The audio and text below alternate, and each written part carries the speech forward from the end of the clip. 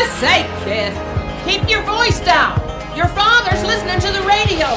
I'm not America's sweetheart. This is the Annie Frey Show on 97.1 FM Talk. All right, guys. Yesterday I had to fill up my tank of gas. And I have to tell you right now, in the words of Ethan Hannaford, woof. My goodness gracious. When was the last time you filled up gas, Ryan? I do not fill up. I get half tanks right now. I didn't fill up yesterday. Makes it feel a little bit better. I looked at it. It was $4.99. I have Upside, folks. If you haven't done Upside yet, I should share my code. But I did Upside. I think I saved 10 cents a gallon, which means I think I put $10 in. So I think I get $1 back after all of this is said and done. It's just unbelievable. Gas prices right now are out of control, yes. And we all know why. And when we are looking at those gas prices, how many times did you see, if you're in the state of Illinois, you see J.B. Pritzker out there on those stickers. You might see Joe Biden out there on those stickers. I did that, pointing at it. So the reason why I bring all this up is because it's not possible when gas is $4.99 or higher in the state of Illinois. Folks in Missouri, you haven't dealt with this to the extent that we have in Illinois quite yet. I understand that. It is not, we cannot responsibly complain and moan about $4 and change gas when Joe Biden is president and not at minimum talk about it when Donald Trump is president. So we're going to do that today. And the YouTube poll, which I am putting up as we speak right now, is about these gas prices. Now, I'm asking this question specifically in a way that I want you to think about it. I'm not going to ask you, do you like the current gas prices? Because that can be a resounding no. But I do think that we need to consider, why are these gas prices high and how long we're willing to tolerate it. I mean, would you be willing to tolerate gas prices forever at this level? Like, could there be a new normal where you're like, no, this is the way it needs to be? No. No way. I put a picture on X yesterday when I just put the poll up. So go get yourself over there and vote. The question is, should high gas prices affect government policy? So when you're looking at those gas prices right now, should the fact that they are so high affect the policies that are being put in place? Yes or no, go vote. Leave your comments, youtube.com/@AnnieFrey, and your text messages at 314-241-9797. I posted a picture, just took a picture, unleaded, $4.99, put it out on X, and if you don't follow me, @Annie Frey Show, and I just said, Southern Illinois, because people are going to go, if you put Illinois, what are they going to think? Chicago, obviously. Southern Illinois, and I just commented, this is not nothing. Because I do think the fact that gas prices are at $5 a gallon is something that needs to be talked about. Like, we know that this is a really big deal. We know that this is a really big ask for the American people, the moms and dads, those on fixed incomes that are, maybe living in retirement. All I said was, this is not nothing. Some of the comments I got on X, and you should just tell me if you guys think these are fair. One reply is, well, at least you're not standing at the pearly gates due to a nuclear bomb. Fair? We're talking X here. We're talking X community. Okay. You're not going to get paragraphical, thoughtful, pensive remarks on X. The point that he's trying to make, she is true.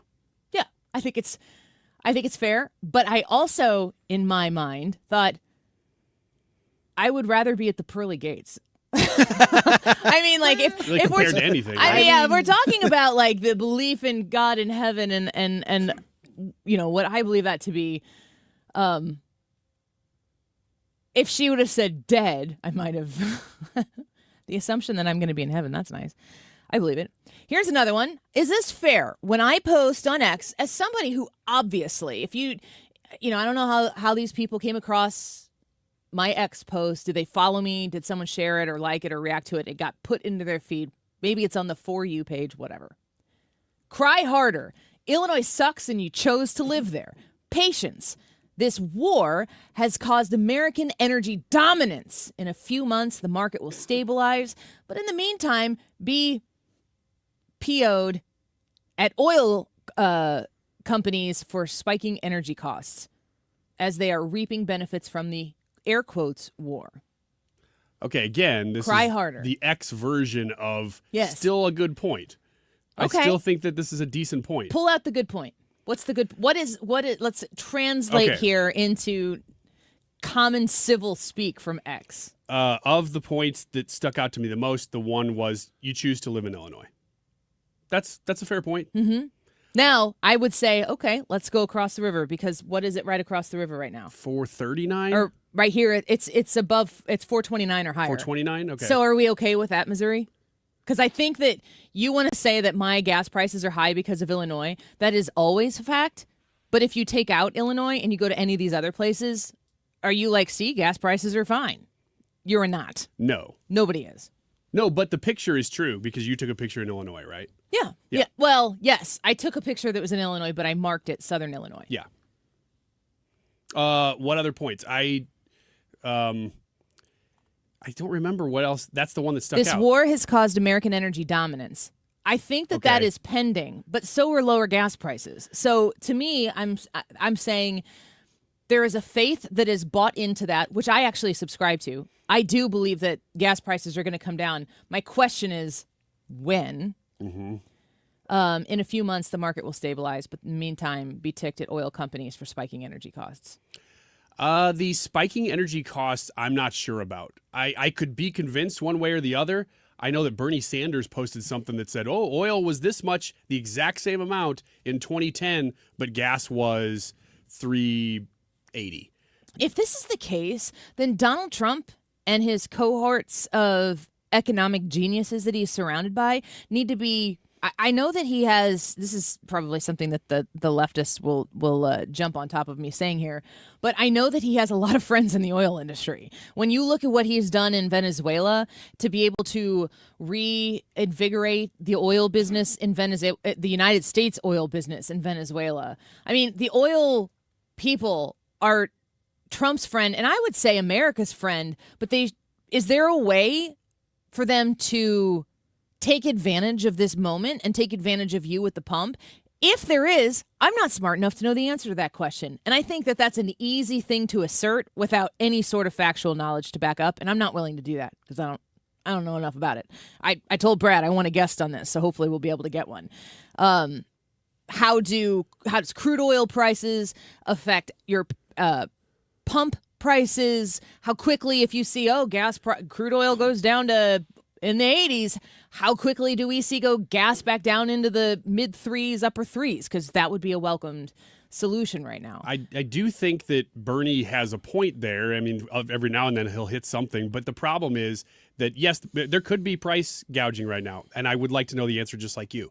But Bernie, the way he phrases that implies that there's been no inflation. It's like there's been no inflation since 2010. The only problem first commenters like, your problem is Illinois taxes. And it's like, that's not the problem, but that is not the only thing. And in this instance, too, your problem is oil companies taking advantage of the little guy because they can. Well, that might be part of the problem, but that's not the only problem. Right. Let's see here, another one. Illinois lumps taxes into the gas price. That's why many people from Illinois come to Missouri to fill up. Yes, I'm one of them. Couldn't do it yesterday because I had put it off so long waiting for gas prices to go down even a little bit. And guess what? They went up. And I was not happy about that. So I did not, as you articulated, I did not fill my gas tank all the way up because I couldn't believe it. We are actually still, I did the math. We are intending, when we go to our extended family trip to Florida this summer, we're going to drive. My husband is going to drive down there. I'm going to take less time off and fly down there probably with my son so he can accommodate his baseball schedule. And then I'm going to drive back with him just so that for a travel day, in order to do it without killing yourself, you can take a little break here and there. So that's what they're going to do. And I'm like, good grief. What's this going to cost to drive to in Florida and back? But airline fares are so incredibly expensive. It's still very economical to get in the car and drive down to Florida. Les comments, $100 per barrel should result in about $3.80 to $4 in gas in Illinois. Same everywhere right now. Oil execs need to be called to Capitol Hill. More suggestions that the oil companies are taking advantage of a minute. I'm not going to read that comment. $4.69 in Central Florida. I used to live in Illinois, and the tax on gas is ridiculous. But if it's $4.69 in Central Florida, in 2018, J.B. Pritzker won the governorship, and one of the first things they did was double the gas tax in the state of Illinois. They doubled the gas tax, and then what they did was they passed a 1 cent increase every year forever. There's no, okay, we need to get up to this, but we're going to, like they say the minimum wage, we need to get up to, it used to be like $15 minimum wage. We need to get up to that, but we're going to on-ramp this over the course of 7 years and increase $1 per year or something. No, that's not what they're doing in the state of Illinois in gas taxes. They said double it and then increase it 1 penny a gallon, or 1 penny a year forever per gallon. It's unbelievable. So the question we're asking you today, specifically about gas prices, you probably understand why gas prices are the way they are to a specific extent. And whatever your political lean is going to persuade, of course, how you feel about the worthiness of said argument to have gas prices be as high as they are.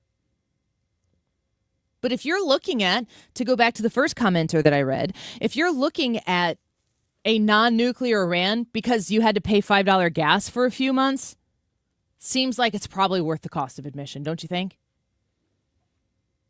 Do you want the administration to look at the price of gas and have that affect government policy? Now, remember, government policy doesn't necessarily have to just mean, yeah, we should cancel the whole thing with Iran. Just let them be. Let's get gas prices down where they belong. Open the Strait of Hormuz and let Iran mine the whole gosh darn thing and do whatever they want. Let's just get back to America first, America only, and get those gas prices down. There could be a lot of different things that could be affected by government policy because they understand that the cost of gas at the pump is really unsustainable for middle-income families, lower middle-income families. This is not something that can last for very long. People, I did the math. It's about 25 miles to and from work each day. And if it's $5 a gallon, and I'm getting about 20 miles per gallon, then that means I'm doing about 2.5 gallons each way. Or no, 1 gallon each way, 1.5 gallons each way, so probably 2.5 gallons a day. So you start thinking about, like, how much money am I paying to go to work? And then, of course, you have to factor in what you're getting out of it. And for a lot of people, if you have to drive somewhat far and you're not making a huge wage, you're probably thinking, how am I going to make this work? So people are changing their lifestyles over gas prices right now. I know I have. You're saying you have. You don't fill up every time you go to the tank. If it's changing your lifestyle, do you want the government to change their policy just because gas prices are as high as they are? When we come back, Hans von Spakovsky is going to be with us. We're hearing a lot about investigations in Virginia over fraud from the Department of Justice. What's that about? And what can Hans von Spakovsky tell us about the Department of Justice increased investment in rooting out fraud wherever it might be in the United States? Vote in the poll. Should high gas prices affect government policy? Yes or no? And text us your thoughts at 314-241-9797.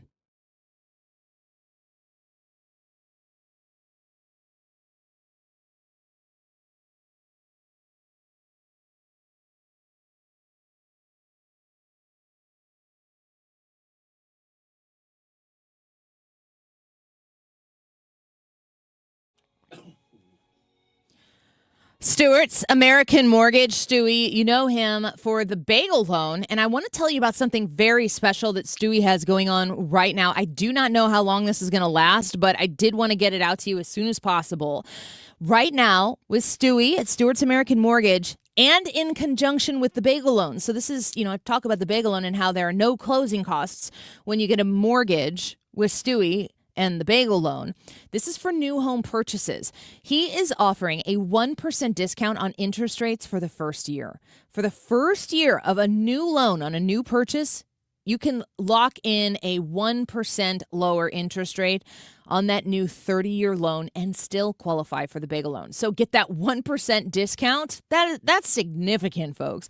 Get a 1% discount plus the bagel loan, which means you pay nothing in closing costs. Only available at Stewart's American Mortgage. 314-324-4440. 314-324-4440. Google the bagel loan. NMLS number 226715. When's the last time you gave your home's exterior a little love? Hi, it's Kim, and if your siding is cracking, it's fading, or just doesn't stand up to our St. Louis weather, it's time to call Lakeside Renovation and Design because they're experts in James Hardy siding, which is this durable, low-maintenance option, and it looks beautiful. Plus, you have customizable colors and textures, and so you can give your home a completely new look while protecting it for decades. Don't wait until the small problems turn into big ones. Visit lakesidearty.com to schedule your free consultation. Stan Musial, he missed a season in his prime to serve his country in the Navy. Honor a legend on Saturday, May 16th when the Cardinals face the Kansas City Royals. Fans can secure a Stan Musial military bobblehead presented by Coca-Cola and Deerbirds. This patriotic collectible celebrates Stan's Hall of Fame career and his service to our country. A true symbol of character on and off the field. A tribute worth displaying and remembering. Don't miss it. Get tickets and details at cardinals.com/promotions. Some Sundays are made for the water. Sunday, May 17th, as the Cardinals take on the Kansas City Royals, make it a ballpark day too. That day, you can score a Cardinals boat tote presented by Coca-Cola and Walmart. A classic summer bag that fits right in from the dock to the dugout. It's ready for long weekends, sunny afternoons, and whatever plans you have next. Get tickets now at cardinals.com/promotions. You know Zero Res, the zero residue carpet cleaner that leaves your carpets truly clean with no dirt-attracting soap or harsh chemicals. Mark Cox here. Don't risk it with the other guys and skip the do-it-yourself disasters that leave your carpet soaked for days and do more harm than good. Keep the mud outside where it belongs, not trapped in your carpets. This month, get 3 rooms of carpet zero resified starting at just $139. 314-474-2020 or visit ZeroResSTL.com. Nothing makes a gathering great like Eggland's Best Eggs. They're just so delicious with better nutrition, too. For us, it's eggs any style, as long as they're the best. Eggland's Best. Better taste, better nutrition, better eggs. The Annie Frey Show is St. Louis conservative.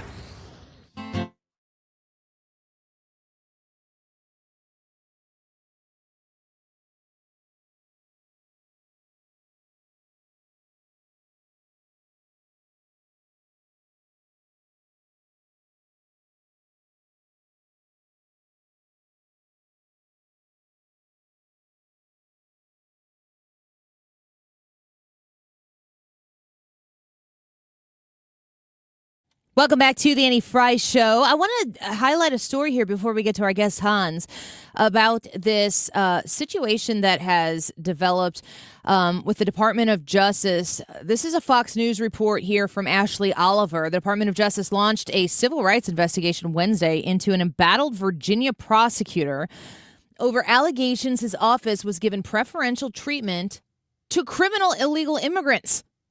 Escalating scrutiny of Fairfax Commonwealth's attorney Steve Descano. The department is examining whether Descano's office violated federal law by weighing immigration consequences in charging decisions and plea deals, which could amount to unequal treatment of defendants. DOJ Civil Rights Division head Harmeet Dillon, who was on with us earlier this week, said in a letter first obtained by Fox News Digital, I have, quote, I have authorized a full investigation to determine whether the Office of the Fairfax Commonwealth's attorney has engaged in unlawful discrimination in violation of Title VI and the Safe Streets Act. So let's get to our expert on this. Hans von Spakovsky joins us once again, the Advancing American Freedom Senior Legal Fellow, also a former FEC Commissioner and former DOJ lawyer. Hans, welcome back. It's good to have you. Happy Thursday. Well, thanks for having me back. Of course. You know, we're seeing the lead investigator on fraud with J.D. Vance, Harmeet Dillon, is constantly looking into these areas where there is just a two-tier justice system. There are things that are allowed to happen for some people and not for others. And Hans, what we're seeing quite a bit is the simple fact that somebody might not have a legal immigration status, fraud, this type of situation where you have a prosecutor. It seems as though that trumps everything else on the details of the issue. Well, that's true. And Steve Giscano, who is the Fairfax County DA that's being investigated, I unfortunately live in that county. And I can tell you, he is one of the worst prosecutors in the entire country. He is a Soros-supported prosecutor. That's how he got elected. And not only does he not like prosecuting, frankly, anybody, any criminal, he does give special consideration to illegal aliens. He is constantly reducing serious felony charges in order to make sure that they then won't be picked up by ICE, won't be qualified under the federal statute that says that aliens convicted of serious crimes can immediately be picked up and deported. He does that constantly and, frankly, endangers the community. There's all kinds of individuals that he has let out of jail deliberately and intentionally who've then gone on to commit other crimes. Yeah, you know, Hans, I'm thinking about it. Let's just take Descano's name out of it. Let's just talk high level. With this type of prosecutor, what is this type of prosecutor charged with? What is the oath that they take? What is their responsibility to the community? They are supposed to enforce the law and prosecute on an equal basis. In other words, neither your race nor your immigration status should have any consideration whatsoever when a prosecutor is making a decision, not only whether to prosecute you, but in what kind of sentence to recommend to the judge. And look, Descano is a problem, but the other issue, of course, is you have judges in Fairfax County who are allowing him to get away with it. And there's more that they could be doing to try to stop him, and they're not doing it. Yeah, the priority here does not seem to be the safety and preservation of a community that sends these people into office to serve that safety and community. It seems as though there's an entirely different motivation behind their actions. Yeah, look, a normal DA's office is supposed to have their greatest concern for the victims of crimes. Descano and his ilk and the other Soros-supported prosecutors in other parts of the country, their biggest concern are the criminals that they're supposed to be prosecuting. And in every city where someone like Descano has gotten elected, the number of criminal prosecutions has gone down dramatically. The arrests haven't gone down dramatically, but it's the prosecutors either dropping the cases and not prosecuting or lowering the charges to the point where these individuals, like I said, are immediately let out of jail. These are the same folks, by the way, who have pushed for policies like no cash bail, which also puts criminals out on the street to commit more crimes. You know, Hans, I'm thinking to myself about St. Louis, where we are right now, and previously we had one of these Soros handpicked DAs, not anymore for a whole host of reasons. But, we've spoken with police officers on the air and also privately. You know, you said the number of arrests don't go down, but the number of people willing to arrest people in these communities goes down because they go elsewhere. Right. Because they're putting you have men and women who are putting their life on the line to arrest criminals. And then they don't get prosecuted at some point. I mean, good grief. If I'm married to that person, I'm saying get the heck out of there. Your life isn't worth something that people aren't worth seeing all the way through. No, that's exactly right. Look, in Washington, D.C., rather than having a local DA, the U.S. attorney is basically the local DA because of D.C. status. The prior U.S. attorney under Joe Biden refused to prosecute over 60% That's crazy. of the arrests of local police. And that is one of the biggest reasons why the DC Metro Force, they are short like 1,000 police officers because those officers have left and gone elsewhere. Hans von Spakovsky speaking with us, the Advancing American Freedom Senior Legal Fellow, former FEC Commissioner and former DOJ lawyer. Let's talk just a little bit your thoughts and opinions on the Department of Justice. Todd Blanche as the acting Attorney General. First brief question, is there a limitation on how long he could be the acting Attorney General?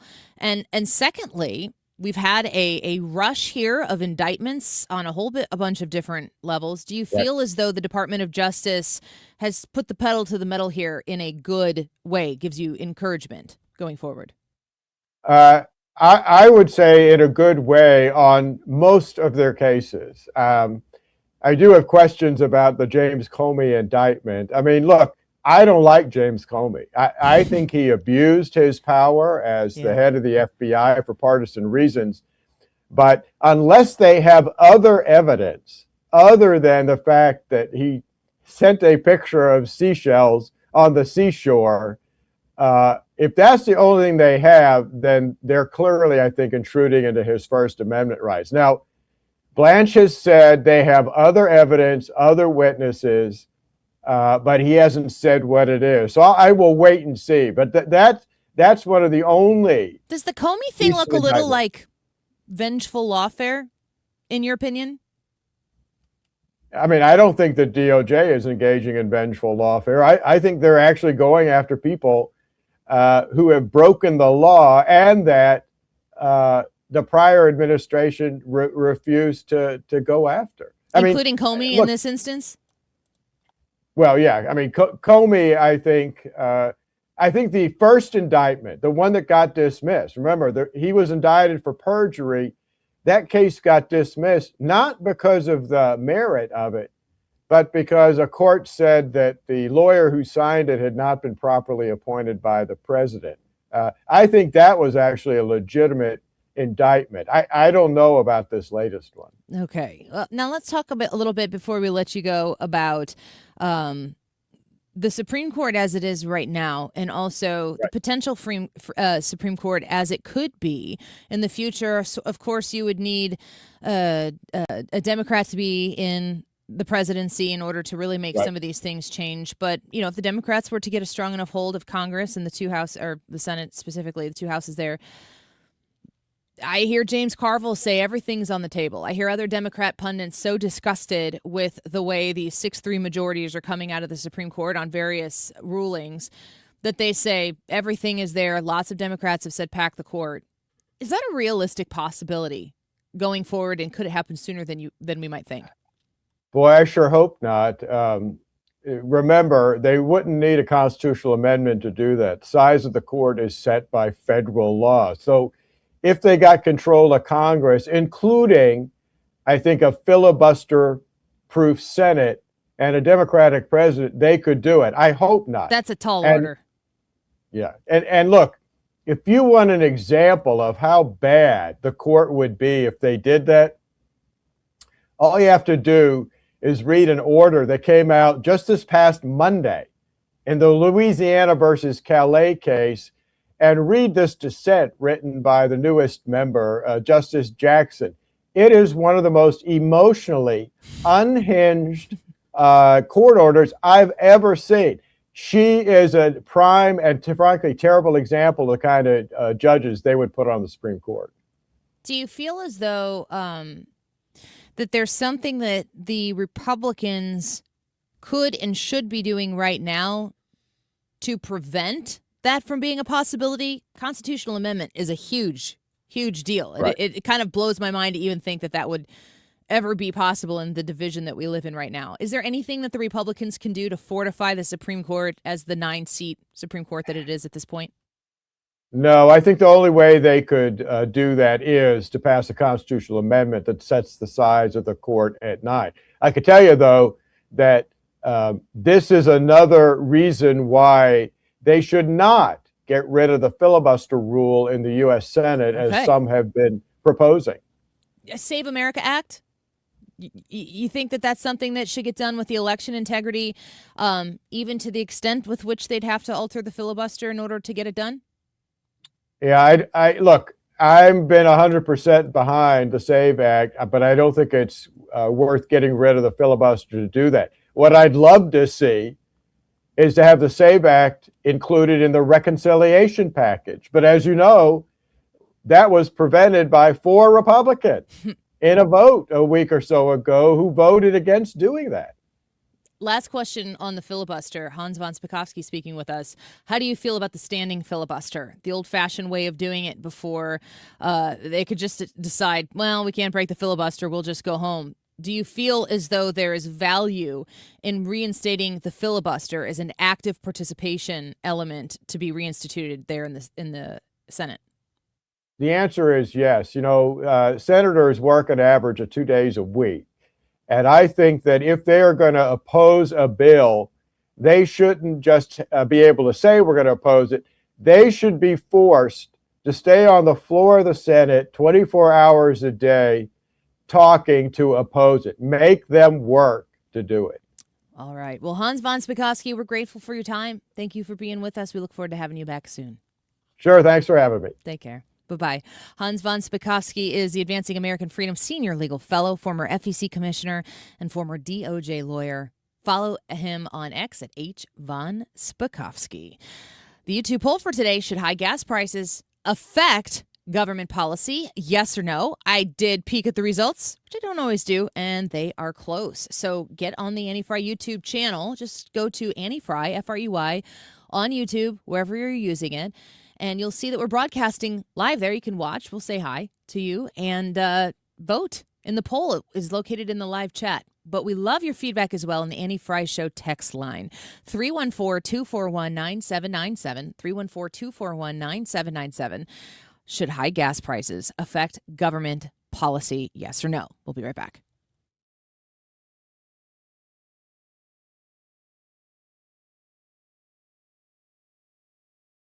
Hi, I'm Bob Kershaw with Retirement Advisory Group. Hi, I'm Tammy Kershaw. When we meet our clients for the first time, they have built up a lifetime of savings. Their question is, what can we do with this money so we can live comfortably the rest of our lives? First, we develop a strategy to protect your nest egg from any market losses. Then, we build your own personalized structured income plan that will generate you an income the rest of your life. We put you in control of your money. You've earned it, and it's our job to make sure you enjoy it. Let our team show you how you can have the retirement of your dreams. Call us now at 314-993-9494 for a no-cost, no-obligation retirement review. You will also get a copy of our latest edition book, Your Key to a Worry-Free Retirement. We've been helping retirees and pre-retirees retire with confidence for 40 years. Call us now at 314-993-9494 or go online at retirementkey.com. That's retirementkey.com.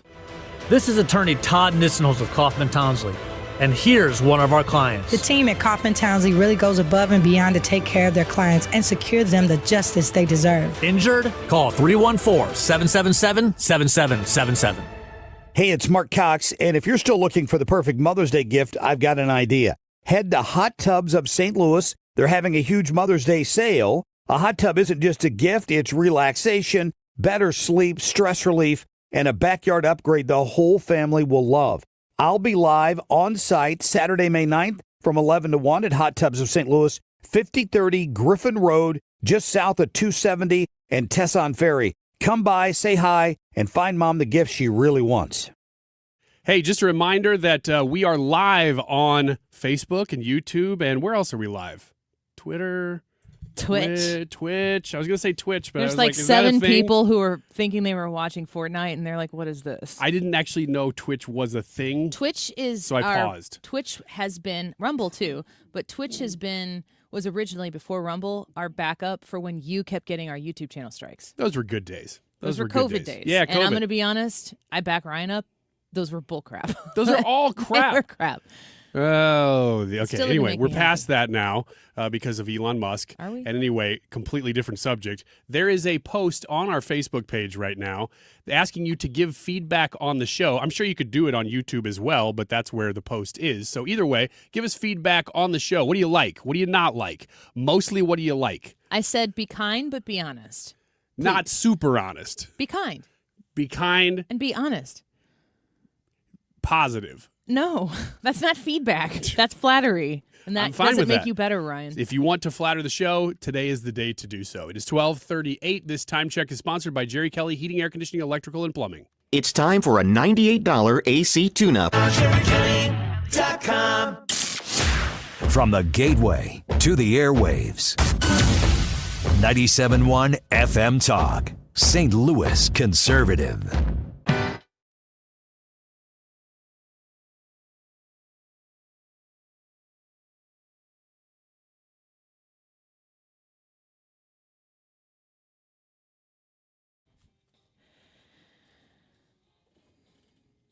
Oh, no. I just looked at the Wiggins America title.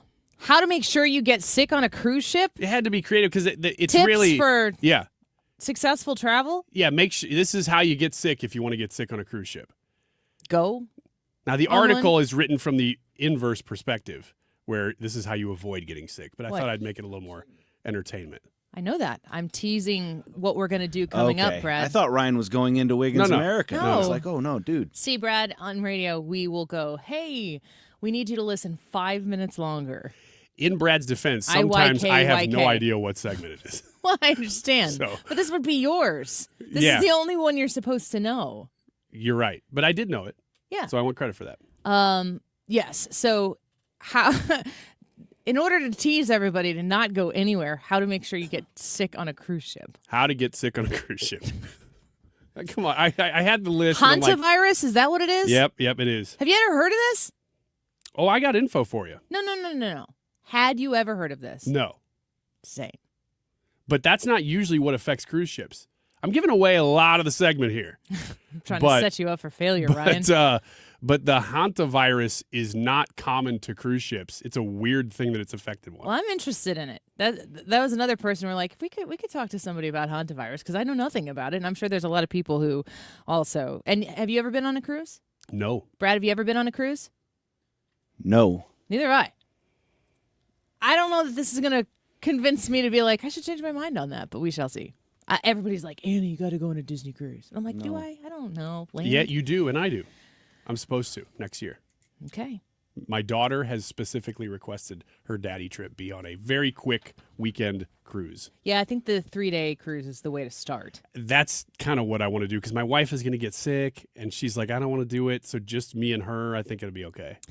The YouTube poll for today, should high gas prices affect government policy? Yes or no? Brad, what do you think?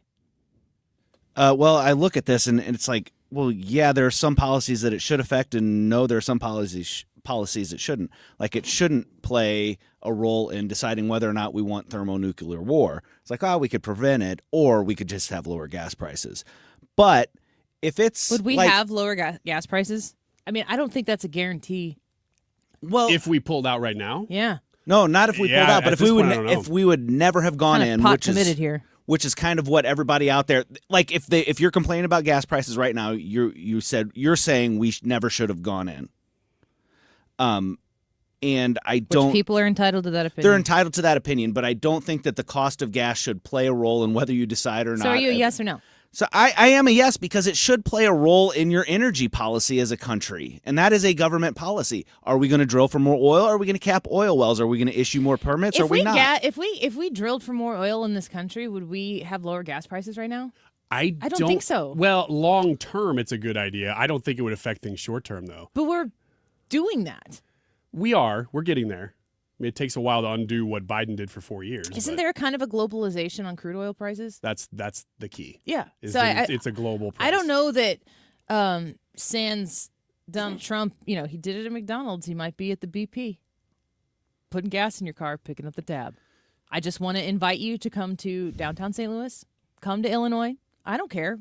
Go to Indiana. I'll meet you there. Are you talking to the President of the United States right now? I am. Okay. I would like you to pump the gas for me. I would too, but I don't even care if it's the president. Would you take JD? I'd take literally anybody coming and buying and pumping my gas for me. No. Oh, man. I'd take Jill Biden. How much time do you want to tell us how to get viruses on cruise? I don't need a ton of time. I'm trying not to squeeze out Wiggins America to be so short. Thank you very much. But you're maybe asking me to do that right now? A little bit. Okay. Chad Pergram will be with us. That's a great tease. Yeah, What's Chad going to talk about? Well, the Capitol Hill. Oh, great. Congress, those things that he does Couple expertly. questions teed up for him, or Larry Alex Taunton at 1:30. I'm very excited to have him on. He'll be with us on Zoom as well. I'm going to ask him, what's a Nazi? What? Don't you think that's a fair question? How many people are throwing Nazi around like it's an insult? I guess it's a good question. You can call it. I mean, you've got one party calling the other. Do people on the right call people on the left Nazis? I don't think so. Does that happen? Are they closer to Nazis than the people on the right? The crazies. Let's not talk about the 90% of people who are in the middle. The fringe. What is Nazism? There was a post on a local newspaper, and there was, I don't know. We just talked about there was a Dem protest here recently that we brought up. We shine a little bit of light on it. There's a post on it, and I just, in my private capacity as a human being who lives in this neighborhood, I think it was the Collinsville Connection, maybe. I'm in there. And I don't know, maybe you saw this, but there is an activist in our community. I think she makes pins for leftist causes. And she's smiling very beautifully for this photograph that the paper did a profile on her or whatever. But one of the pins says Antifa on it. Or so I thought. I could see it and it was fuzzy, but I'm like, I'm pretty sure that says Antifa. Are we just normalizing Antifa here as something that the left supports? I didn't know because I couldn't read it. So I just commented, does her pin say Antifa? And the girl, Meredith, her name is Meredith, replied back. The person who was featured in the thing replied back, and it says, my pin said that, quote, Trump thinks I'm an Antifa CEO. So it was a tongue-in-cheek reaction to, and yes, we can debate the merits of Antifa, its existence, its lack of existence, because I don't ever hear people arguing against the things that the quote-unquote Antifa does. What I hear the left often arguing is that it doesn't even exist. Right. And I'm like, I don't really buy into that. It's not a problem. It's just missed. But to me, there's a huge difference being like, Antifa on your pin and Trump thinks I'm an Antifa CEO. That's a different pin. She answered it. I said, thank you for the information. That was the end of the conversation. And then I got excoriated on the Collinsville Connection. What? Because people want to know why I support fascism. Oh, no. Well, of course that's going to happen. Well, but my gosh. I never took the bait. I didn't. What am I supposed to defend fascism, or am I, and this is what they want, supposed to defend anti-fascism? Because if I support anti-fascism, then guess what I am? A supporter of Antifa. That's the trap. Once again, I do not accept the premise. And I didn't. I had a very nice and brief conversation where I asked a question. I got clarification that made it really less egregious and pretty harmless and First Amendment-y to say, Trump thinks I'm an Antifa CEO. And I went about my day. And then I came back and I was like, the Collinsville lefties are hot on this issue. Super against fascism. And me. Well, at least they're against fascism, I don't know if they know what it means. Is that why you're asking the question? That's why I'm asking Larry Alex Taunton the question. Does Antifa exist in and of itself? But more importantly, when you see people attaching Antifa and fascism and anti-fascism to the idea that you can now connect that to people who are elected officials that the majority of the country voted to install into office, calling them Nazis. If everyone's a Nazi, is anybody a Nazi? Maybe we're all Nazis and I didn't understand it. Or is it possible that you throw the word out there so much that when actual fascism is happening, maybe we don't notice it as much? So Larry Alex Taunton will be with us at 1:30. Do you want me to keep going, or do you want to talk about sicky cruises? Let's talk about how to get sick on a cruise. When we come back on Wiggins America, go vote in the YouTube live chat poll. Should high gas prices affect government policy? Yes or no? Brad, you are a yes or a no? I am a yes. You are a yes. We'll get Ryan's answer in a little bit. Wiggins America next.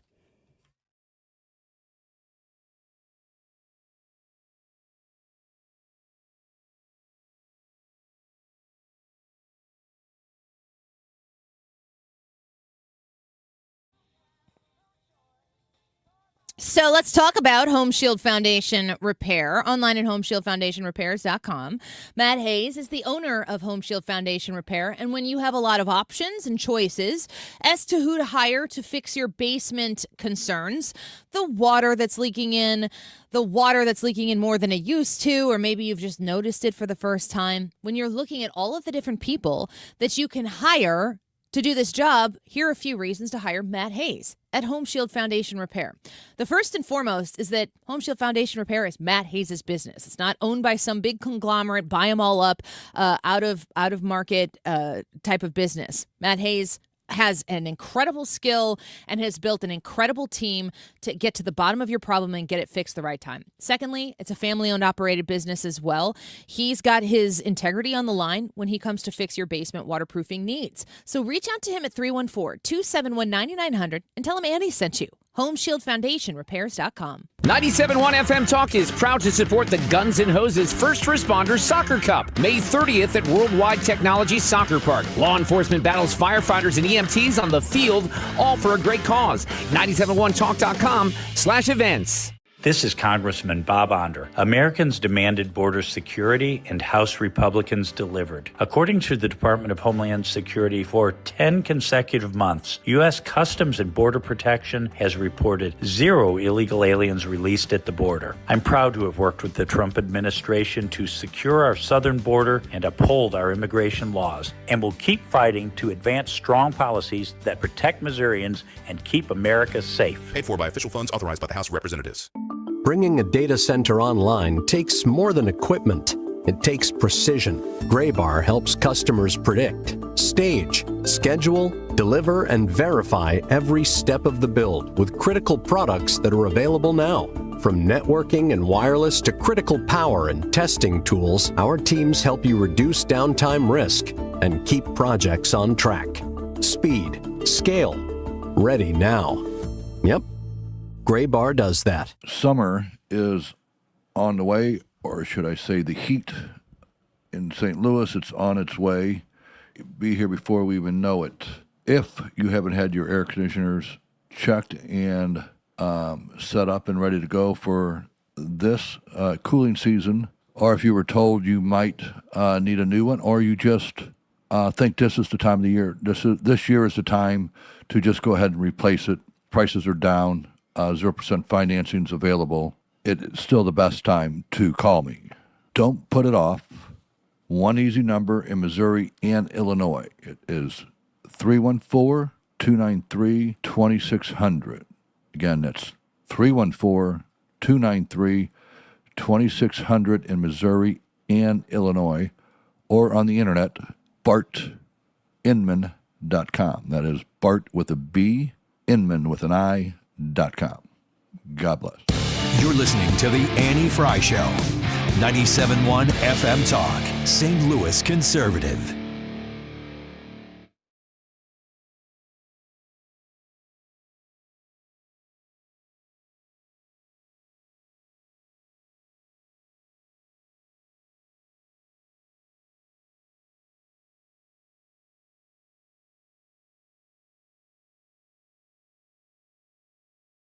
Wiggins! Oh! Wiggins! All right, what is this hantavirus that everybody's talking about on this cruise ship? Well, it is a rare but potentially fatal, and actually has been fatal in this case. 3 people have died from it. Virus.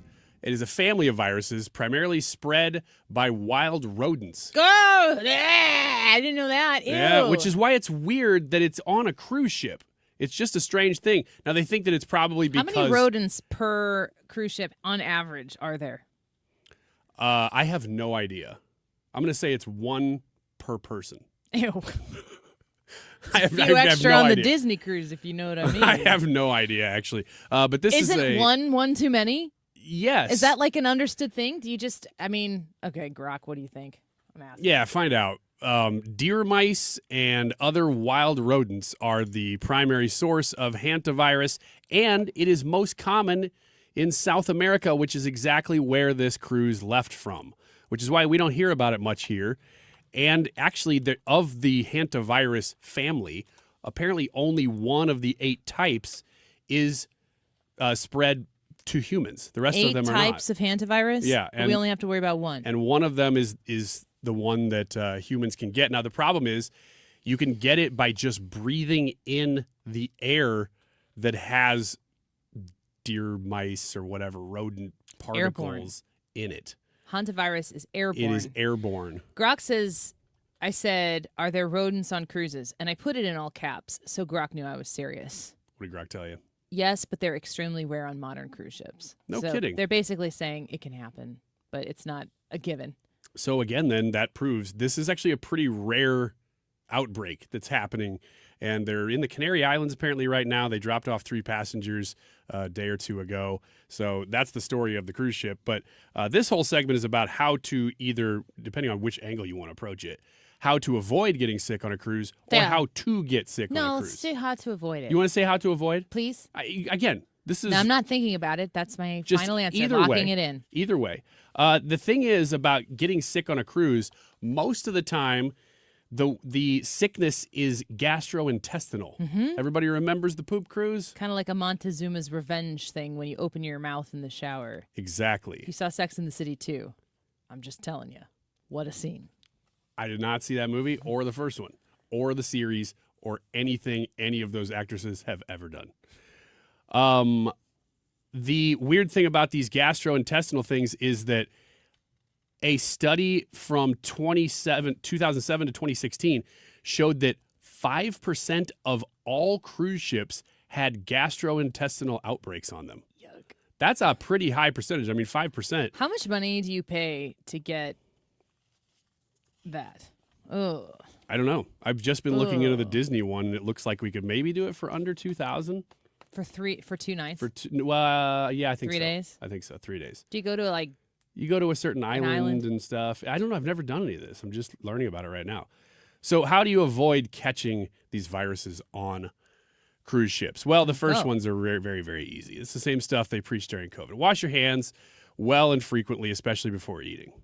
Although if it's airborne, that's not going to help much. Second, don't rely on hand sanitizers. Hand washing is always better. That's a note to me because I use hand sanitizer a lot.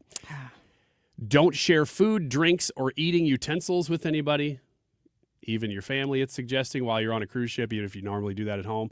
Don't touch food with your hands. Thank you. I tend to play Frisbee with pork chops on cruises. That's disgusting.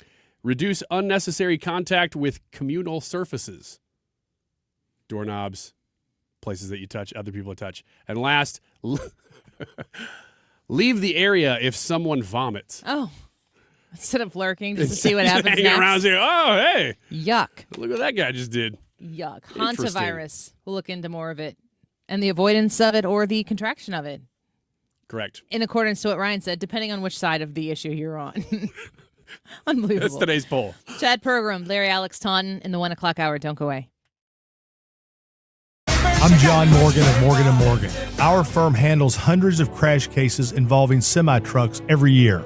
A crash case involving semis is much different, and if you don't know what you're doing, you can leave lots of money on the table. Many times there is separate insurance for the cab and for the trailer. Sometimes there are actually layers of other insurances and excess insurance that some lawyers may not know about because they don't see that many cases. We see these cases every day. Also, there are federal laws governing the hours a driver may drive in a 24-hour period and logs that are required.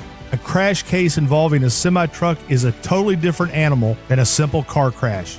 We have lawyers who only handle these cases. It's all they do. Rolling the dice with the wrong law firm can be disastrous. Call us on your cell phone at Pound Law, pound 529. It's so easy. Injured? Dial Pound Law or visit forthepeople.com for an office near you. License number GL250000615. Hey, it's good to hear you. Hey, Dad, isn't it good to see ya? Yep, but with smoke alarms, we need to hear them. If one alarm is downstairs, you might not hear it upstairs. At school, everyone hears the fire alarm. That's why we install hardwired smoke alarms that all go off together, just like school. Smoke alarms done the right way. Green is always Grasser at GrasserHomeservices.com. The ACA Market Plan has just announced significant increases on their monthly premiums for 2026, with deductibles over $10,000. You can enroll with Greg Hammond's Freedom of Choice plans now. You don't have to wait. One of their plans lets you use any doctor, has zero outpatient deductibles, and it's 30 to 60% lower than most Obamacare plans. Other options are full coverage PPOs with national networks, copays, and 100% annual preventative care. Also, there's no income disclosure required, so no potential tax penalties. If you pay for your own health insurance, you're uninsured, you're on COBRA, or your employer coverage is just too expensive, call Greg, and they'll provide all available options. Call 314-794-7784. That's 314-794-7784. Or go to greghammonds.com. That's greghammonds.com. He can custom design a plan managed and chosen by you, not the government. Wesley Financial Group is not a law firm, and Chuck McDowell definitely not an attorney. This is Chuck. If someone talked you into buying something really silly and you want to get out of that silly little thing, my advice, get the facts. Call me and I'll send you our timeshare exit kit absolutely free. Inside, you'll learn how timeshare works and all your options for cancellation. Call Wesley now for your free exit information kit. 800-948-7878. That's 800-948-7878. KFTK FM Florissant from the Kaufman Townsley St. Louis's Injury Lawyers Studio. Call 314-777-7777. That's 314-777-7777. A second chance at the United Nations. Lisa Brady, Fox News, says the U.S. and Gulf allies call for threatening sanctions on Iran over actions in the Strait of Hormuz, including what they call illegal tolls. President Trump's UN ambassador, Mike Waltz, demanding the Security Council pass a resolution to help open up the Strait of Hormuz and condemn Iran's actions. It's not clear if Russia or China will go along with it. Fox's Lucas Tomlinson. Russia and China vetoed a watered-down resolution last month. Separately, still no word of any Iranian response to a U.S. proposed framework for peace talks. An Egyptian national who yelled "Free Palestine" as he firebombed peaceful protesters in Colorado last June pleads guilty to more than 100 counts in state court, including murder. Nothing gave this man the right to harm so many of us. Michelle Goldman survived the attack, but her 82-year-old friend Karen Diamond later died from her injuries. Since that day, I find myself constantly thinking about the safety of our Jewish community. I wonder, is this the level of hypervigilance normal? I can't help but see the vulnerabilities everywhere. I do not like living like this. She and others giving victim impact statements before Mohammed Solomon is sentenced, expected to face life in prison. He also still faces federal hate crime counts. A raucous scene in the Tennessee House with protests over a new congressional map. House Bill 7003, having received the Constitutional majority, I hereby declare it passed. As the Republican majority advanced to build a split-up Memphis among 3 GOP-leaning districts. Black lawmakers spoke out ahead of the vote, including Representative Joe Towns. How do you expect for this country and black folk to be loyal to you when you're not loyal to even his voting rights? Republicans pushed to change the map after the Supreme Court ruling found Louisiana's attempt to draw a second black majority congressional district violated the Equal Protection Clause. Fox's Jessica Rosenthal. America is listening to Fox News. I move mountains for a living. Literally. That means I don't carry hand lotion, and when it comes to serious heartburn, I don't mess around with anything but Rolaids. Rolaids' dual-active formula has calcium carbonate and magnesium hydroxide that relieves heartburn fast. Yeah, you heard right. 2 actives for that powerful relief. And the best part? The roll fits right here in my pocket, so I can get back to moving mountains. Rolaid spells powerful relief. Read each label. Use as directed. Keep out of reach of children. My dad passed away unexpectedly. Of course, it was awful in every way, but we are very grateful that he had life insurance. So even after he was gone, he was still able to provide for us. And that's why I have life insurance for my family. Ethos.com. They make it fast and easy to get covered. It's 100% online. You get a quote in seconds. You can apply in minutes. Get covered the same day. Get your free quote at ethos.com/save. That's ethos.com/save. Paid spokesperson. Time spent on application may vary. Online health questions required. Rates may vary. Air Comfort Service, heating, cooling, and insulation. Weather. Partly to mostly sunny skies as we go through our Thursday afternoon. Temperatures not too bad, 65. Tonight, clear, cool. Drop out of the 60s quickly. 48 for the low. Friday, partly sunny, a couple of spotty afternoon showers. 75, much better chance of showers and thunderstorms Friday night, and do that again Saturday night. This is 97.1 FM Talk. Chief Meteorologist Dave Murray. The Annie Frey Show is sponsored by Air Comfort Service Heating, Cooling, and Insulation. Get your AC ready for summer while helping shelter pets. Book your AC clean and check in April, and Air Comfort Service will donate a bag of pet food to Open Door Animal Sanctuary. AirComfortService.com/pet food. Annie Frey, Ryan Wiggins, Brad Ray. That's us. That's right. Gotta love this American ride. What do you want from me? I'm not America's sweetheart. For goodness sake, kid. Keep your voice down. Your father's listening to the radio. I'm not America's sweetheart. This is the Annie Frey Show on 97.1 FM Talk. The Senate has approved a bipartisan resolution to prevent its members from using prediction markets. A resolution passed by voice vote today bans senators and their staff from making bets on upcoming events. It should change the Senate's rules, so it will go into effect immediately. Senate Minority Leader Chuck Schumer calls the move a no-brainer, and he's encouraging the House and Trump administration to follow suit. So you have a report there that's from Salem News talking about this resolution to ban members and staff from betting on prediction markets. Are they betting on Is this happening? Of course, we hear a lot about insider trading from what seems to be both sides of the aisle as well. But what's this all about? Let's go to the expert on the issue, of course. Chad Pergram joins us once again, chief congressional correspondent for Fox News. Chad, welcome back to the show. It's great to have you. Hey, thanks for having me. Good afternoon. Good afternoon to you as well. Talk to me a little bit about this resolution regarding betting on prediction markets. Is this a preemptive strike here by the Senate, or is this something that's been known to happen?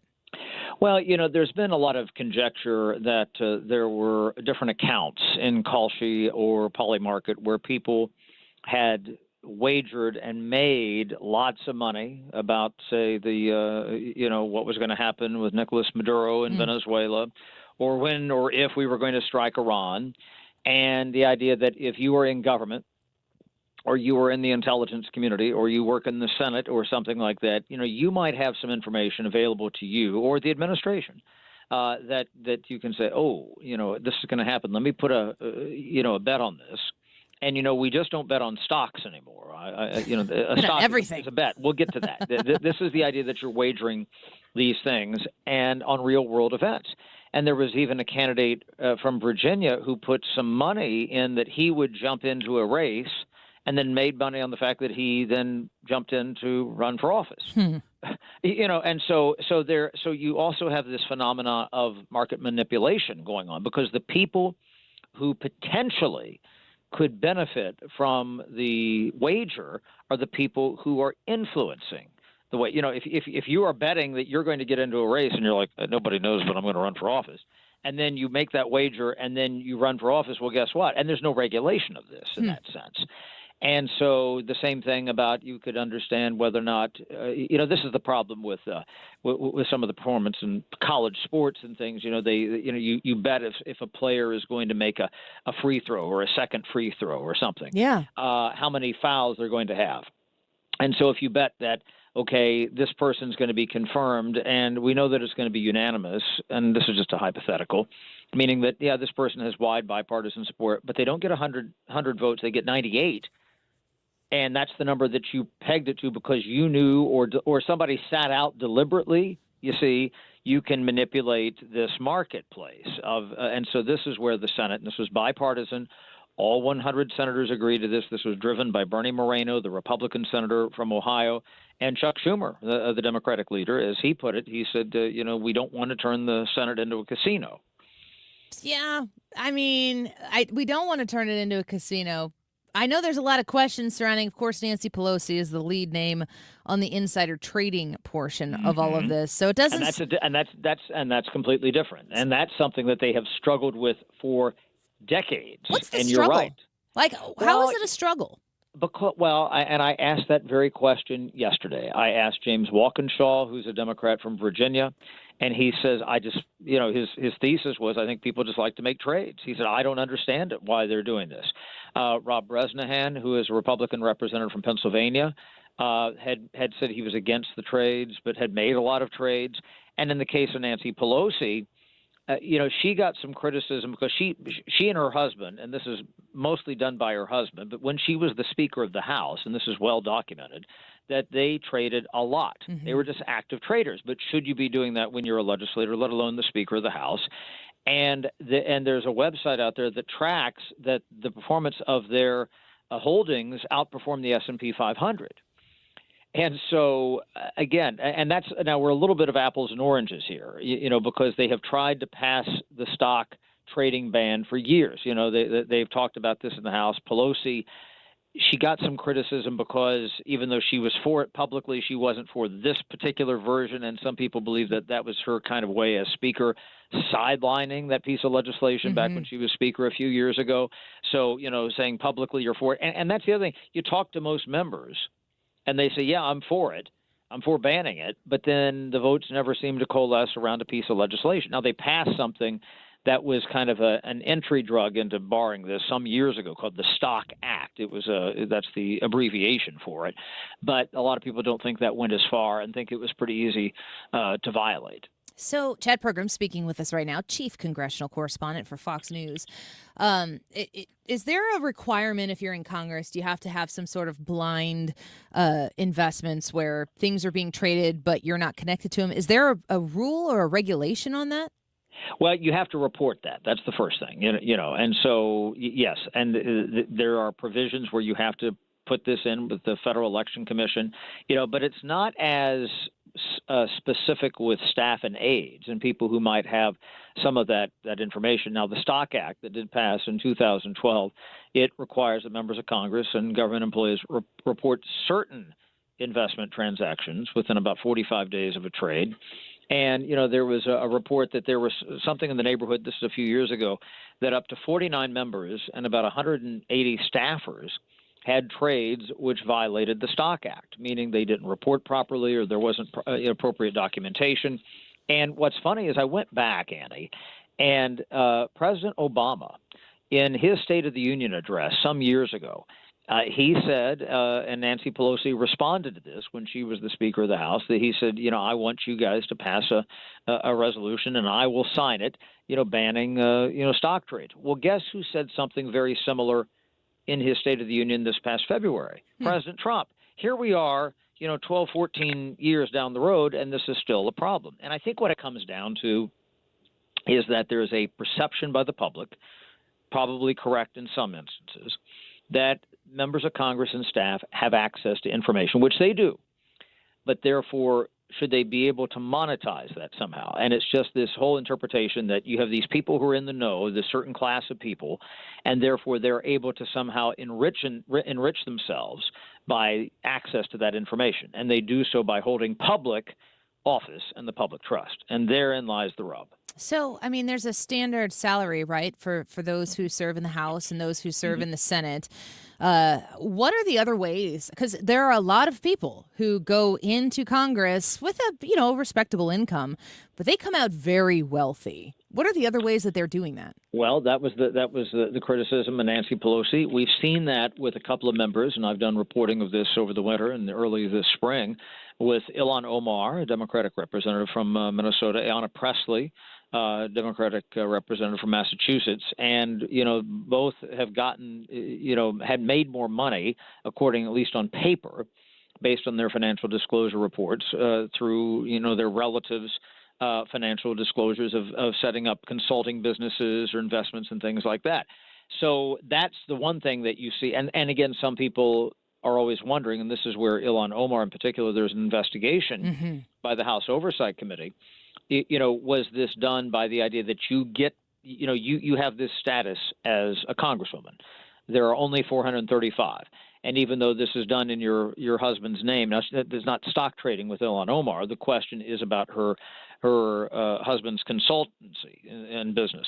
So the idea that you might be you have this access suddenly because you're on Team Congress and might know more people and everything else, and therefore you benefit financially. And so, and this is the other problem, is it speaks specifically to this, not necessarily the prediction markets or stock trades. The idea that they have to give these ranges of numbers. And that's where, in the case of, in particular with Omar, that it was they didn't have many assets, at least that they reported when they came to Congress. But then the number could be much higher, in the tens of millions, just a few years later. And their argument has been this doesn't really represent what we are worth, because it's this range, and it's a pretty big range. And so some people have said, well, maybe we need to tighten those numbers up a little bit so we have more specificity.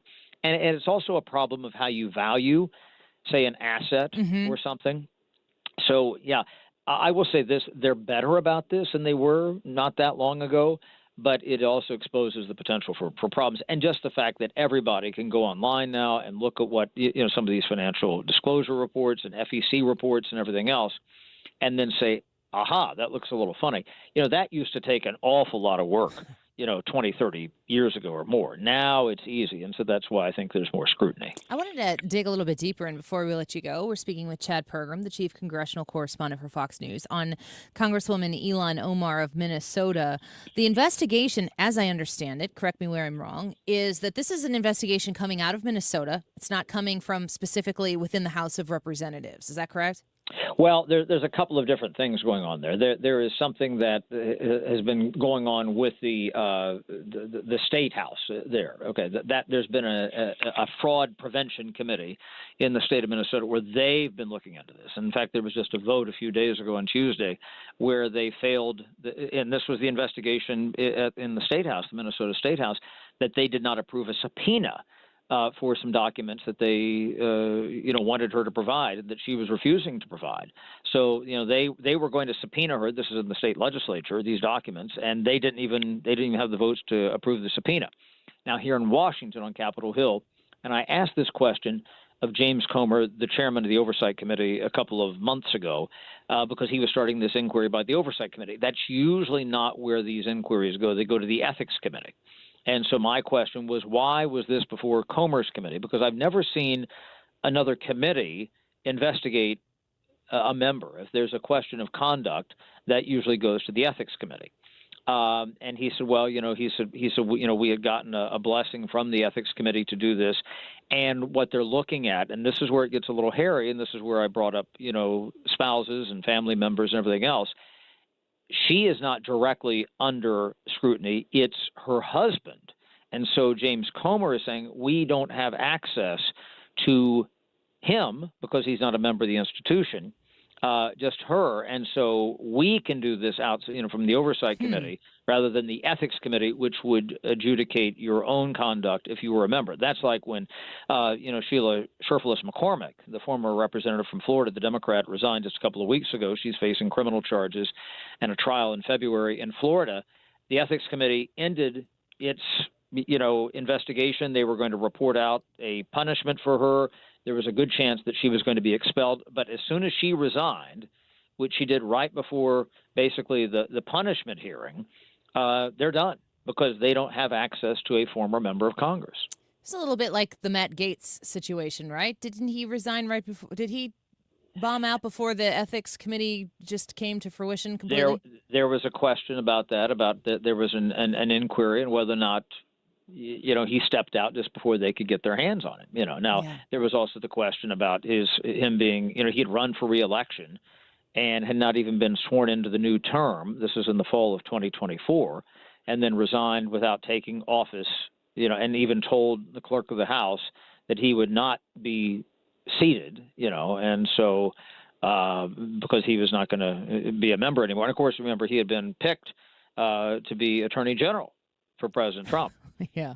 And that only lasted a few days as well. So There's some debate around here about people leaving before maybe some ethics issue comes down the pike.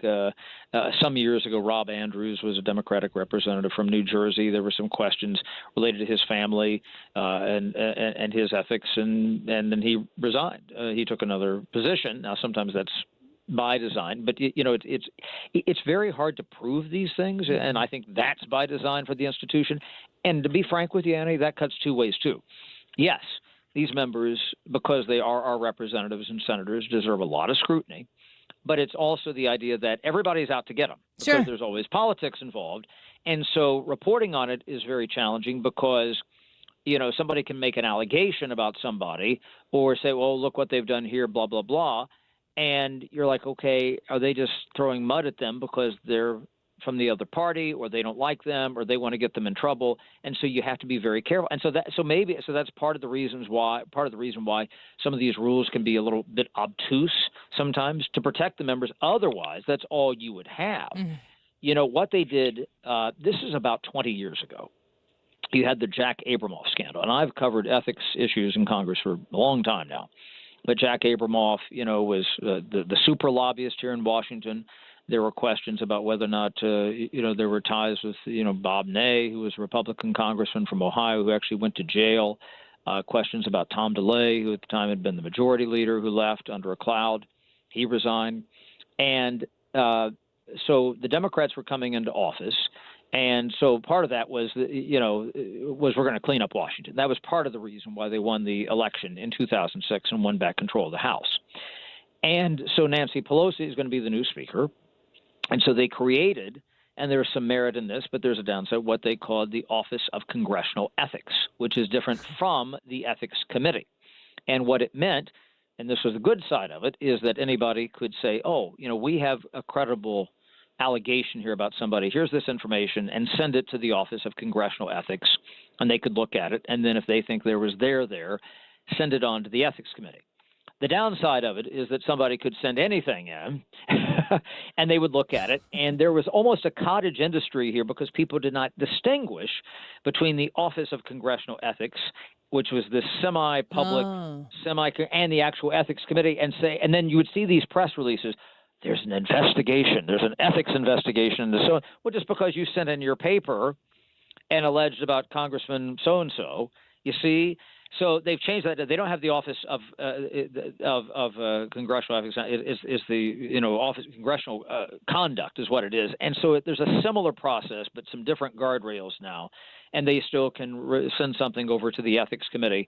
But you see how, on one hand, that might have helped, address ethics in Congress, but also exposed people another way. Because if you looked at somebody wrong or you had a political enemy, I'd be shocked that people in this building have political enemies. Well, guess what? They were going to come at you. Yeah. And the justice that is served is often in the way we do it in a democratic republic at the ballot box. So people can be discerning. Voters need to be discerning in and of themselves to vet these issues once they get out and smeared or exposed, whichever one it might actually be.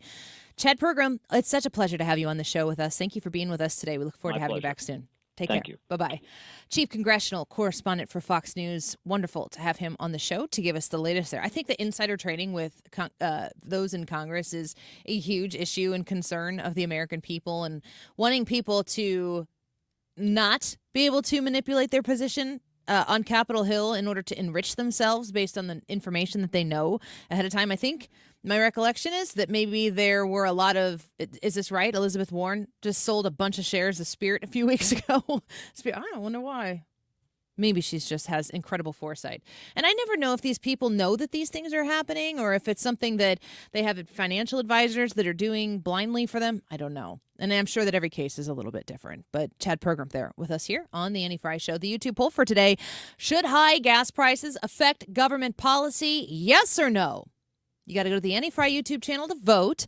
Leave your thoughts there. It's incredibly close. Your vote on this issue may affect the outcome of our poll, which we read the results at 2:55, 2:56 each day.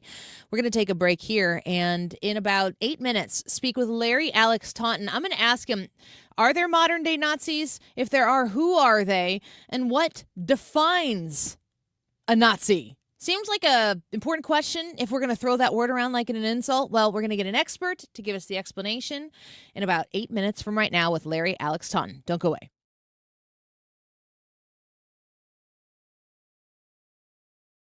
Men, if you're suffering from erectile dysfunction or PE, you're not alone. Most importantly, you don't have to live with it. Paramount Men's Medical Center restores men's sex lives in just one visit. Their painless breakthrough treatments eliminate ED and PE, even when Viagra and Cialis don't work. Here's Dr. Simovitz, specialist in men's health. Paramount Men's Medical Center's painless breakthrough treatments eliminate ED and PE, regardless of age or medical history. 98% of patients see instant results right in the office. Men are now lasting longer than they ever imagined. And the best part, at Paramount Men's Medical Center, your consultation and first treatment are free. Qualified patients even get their testosterone checked free. Call 314-887-4333. 314-887-4333. Take control of your sex life. Call now. 314-887-4333.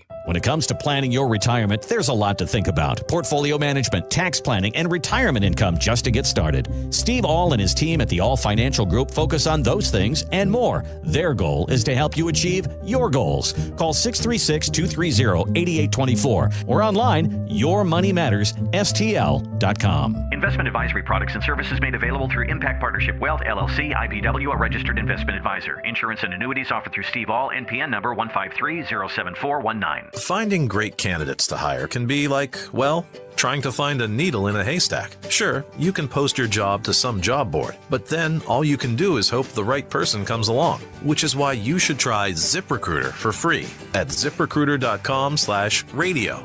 ZipRecruiter doesn't depend on candidates finding you. It finds them for you.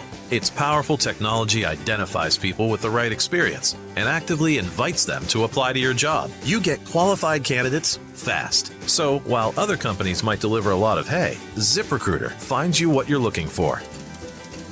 The needle in the haystack. See why 4 out of 5 employers who post a job on ZipRecruiter get a quality candidate within the first day. ZipRecruiter, the smartest way to hire. And right now, you can try ZipRecruiter for free. That's right, free at ZipRecruiter.com/radio. That's ZipRecruiter.com/radio. ZipRecruiter.com/radio. ZipRecruiter. Gain peace of mind that your flooring and carpet installation will be done right the first time when you hire the experts at Michael's Flooring Outlet. They give all their clients attentive personal service, even bring toys for the kids of the household. It's a family-owned and operated business for 25 plus years. They make sure you make the right choice for your home. So if you have carpets or hard floors, you're going to be happy for years to come. 3 convenient locations in St. Charles County, 116 Main Street, in Old Town St. Peters at Mid Rivers and Highway 70, in West County on Olive, and the store in Darden Prairie. Michael's Flooring Outlet, IGotFloor.com. Don't let tax refund worries hold you back. File now with TurboTax on Intuit Credit Karma. They'll find every credit and deduction to help you get every refund dollar you deserve, or your money back. Start filing today in the Credit Karma app. You're listening to the Annie Frey Show on 97.1 FM Talk, St. Louis Conservative.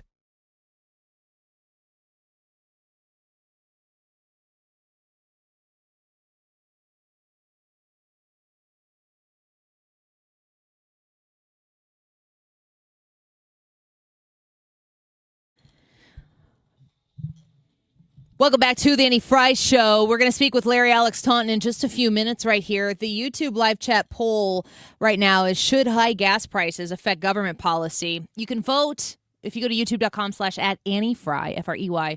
Just go on your YouTube app on your phone. And we're broadcasting live on the Annie Frey channel.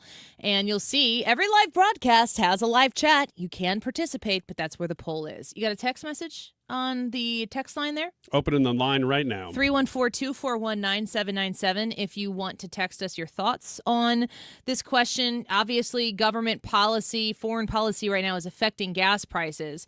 Should those high gas prices affect government policy broadly? I'm not just talking about Iran. I'm talking about on the whole. Should they be taking into consideration what we're paying in Illinois, $5 gas, when they're making policy?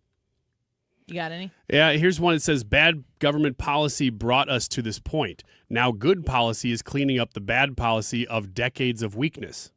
Interesting perspective, as in we wouldn't even be in Iran if other administrations had dealt with this. That's accurate. That tracks. This says, let me try to decipher here because it's broken up into a few texts, but it says, I just suck it up and realize this won't last forever. I do wish Trump would finish this war and stop letting Iran delay everything. I will cut 12 yards this weekend and make $400, and that is down from my usual profit, I think is what he's saying. And the other thing to it is that people keep saying, and I believe this, that when the conclusion of this war, when the strait is completely back open and operating freely the way it's supposed to, when all of that happens, gas prices will go down. That's when I want Donald Trump to do the political thing and pull out all the stops to get gas lower. And he better do it because he's committing to do it. And I believe that he will do it.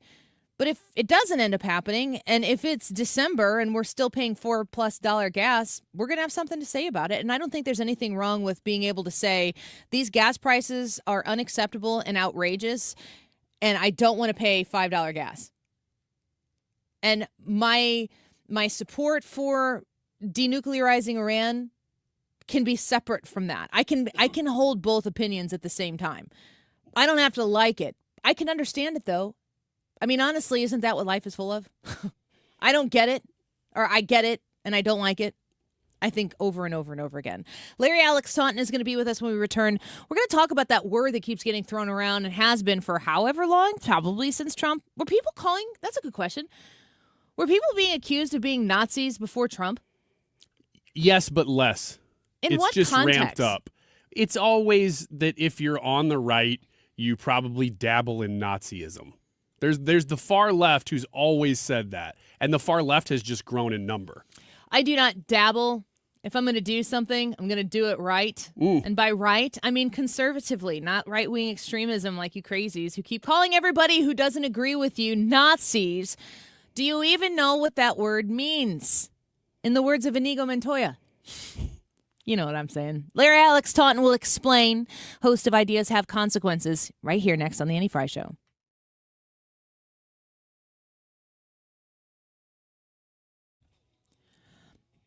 All right, we're really excited to be partnering with the Funny Bone. stlewisfunnybone.com is the website. So I'm going to tell you about a couple of shows that are here 4 nights this weekend, starting tonight through the weekend. Right here in St. Louis at the Funny Bone. There's 2 locations, Westport and the streets of St. Charles.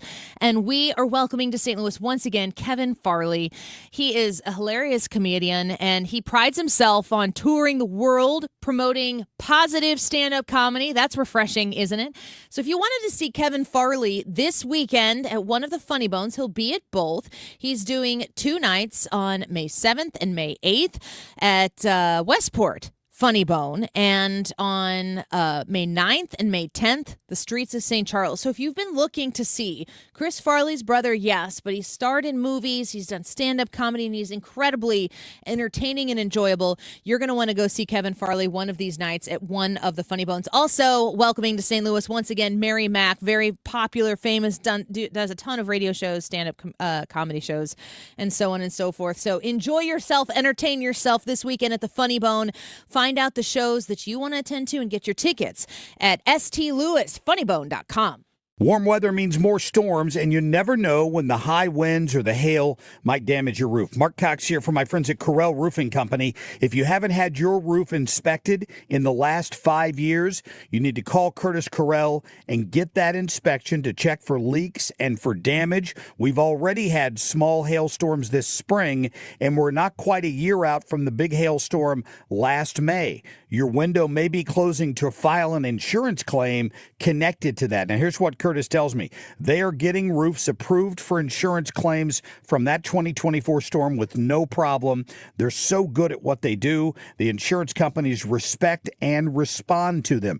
Consider this part of your spring maintenance for your home and call Curtis today and get him out there. He did my new roof, and it looks fantastic. You're going to love working with him. They specialize in all the luxury roof shingle lines. Call 314-222-9529 or go online today to CorrellRoofingCo.com. The YouTube live chat poll today is, should high gas prices affect government policy, yes or no? Chime in on YouTube, let us know, and then you can also leave a comment there or by texting in 314-241-9797 like so many people have done and will do throughout the show. We're about halfway through right now. Larry Alex Taunton coming up next. It is 1:32. This time check is sponsored by Jerry Kelly Heating, Air Conditioning, Electrical, and Plumbing. It's time for a $98 AC tune-up.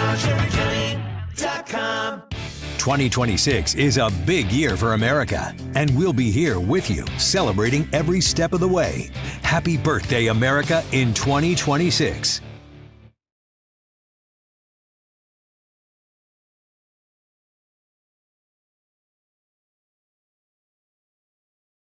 I think it's a lot of the rhetoric. Look, they call me a Nazi all the time. I'm not a Nazi. I'm the opposite. I'm somebody that's saving our country. But they call me Nazi. They have talking points, they have just talking points. And the press is largely responsible for it. The fake news, what they've done, I think one of the greatest terms I've ever come up with is fake news. What they've done to our country is very bad. They have to change around. Now, nobody believes the fake news. Nobody believes them. I mean, they've gone, you talk about popularity, you talk about approval. Their approval numbers have gone from like in the 90s to in the teens now. Well, I know this will come to you as a surprise, but that was not recent. That was in 2025. But yes, how long have they been calling Donald Trump a Nazi? And is it just an insult, a big buzzword that's supposed to scare people away? Be like, well, I'm not for Nazis, so I guess I'm not for Donald Trump. Or does it really mean something? Are they identifying something here that is dangerous to the foundation of America? Well, we're going to go to an expert on all things words, definitions, and the way they are abused and manipulated to manipulate people. Larry Alex Taunton with us once again, host of Ideas Have Consequences. Larry, thanks for being with us again today. Great to be with you, Annie. So I was thinking about this. I've seen Nazi. It's kind of like wallpaper now. Isn't it weird that you can throw the term around Nazi and people are like, it's a Tuesday, it's a Thursday. It should mean something more than that. I mean, of course, history teaches us that the term Nazi or Nazism is incredibly dangerous. What does the left mean when they call the right Nazi? Well, of course, what they're trying to do there is evoke more of a feeling, an emotional response to something, not a clear definition of anything. They just want you to conjure images, of Adolf Hitler, this sort of thing. You may recall that prior to the election, the New Republic ran which is a very far left magazine. They ran a cover of Adolf Hitler, but with, Trump's face. And then the Atlantic, did the same thing. They ran a story with a headline, "Yes, it's okay to call Donald Trump Hitler." So this is the kind of thing that the left has used. It's a tactic they've used, for a very long time. They often get away with it. Some in your audience will remember when Hank Williams Jr., are you ready for some football? He called Obama Hitler. This is like back in, I don't know, maybe 08, 09, and he was immediately canceled. But we have everyone from AOC to the Atlantic, New York Times, all using this kind of verbiage that's meaningless. Okay, so let's set aside 2026 political climate and let's understand the term Nazi in the history of World War II, of course, Nazi Germany. When you articulate that somebody exemplifies Nazism or is a Nazi, what are you saying about them? Well, Nazism, it's a manifestation of the left, and that will be a surprise to some people. When I was studying, history, going for graduate degrees, in that subject, often the way that the political scientists framed it was that communism was an expression of the extreme left, and fascism was an expression of the extreme right. And I will say that for quite some time, I had no reason really to doubt that. You're a student. But when you start giving that some thought, you realize how nonsensical that is and how it actually doesn't fit with the historical narrative. Both Nazism and communism, they are both, which in Nazism is a strain of fascism. So it's just a type of fascism. Those are both expressions of the extreme left. They're both socialism. The term Nazi, it was a slang term that was used for Hitler's party, the National Socialist Democratic Party. And the way that that's pronounced in German was Nazi now. So they just became known as the Nazis, but it's an expression of the extreme left. And so when we're talking about fascism, we're talking about a political ideology that is, the definition for a very long time. And now you will notice, by the way, that in Merriam-Webster and a variety of other dictionaries, they're slowly morphing the definition to try to make it look like, a MAGA supporter. But forever, the definition, and the real definition, is a strict regimentation of the economy for war. So to put that more succinctly, it is a kind of bare-fisted capitalism that is married to a totalitarian regime. It is what, say, China is right now. It's what Russia is right now. I tweeted yesterday that there are really only a couple of honest-to-goodness communist states left, and that's North Korea and that's Cuba. But you see the Chinese, the Vietnamese, the Russians, they realized that Marxist-Leninist economics didn't work. And so what did they do? They became fascist countries. So that the way the Chinese put it is they say, well, it's communism with Western characteristics. And what that means is they ditched the Marxist economics and they adopted a kind of a capitalism in order to survive. I just have so many questions, and I think I already know the answers to them.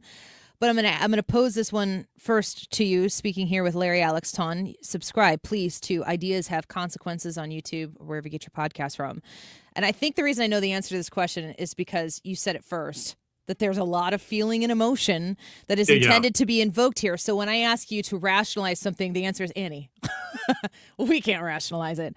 But if I'm looking at, let's just say the X threads of comments or the Facebook posts that have comments, and fascism is labeled as the number one reason why this president needs to be stopped or their supporters need to be stopped.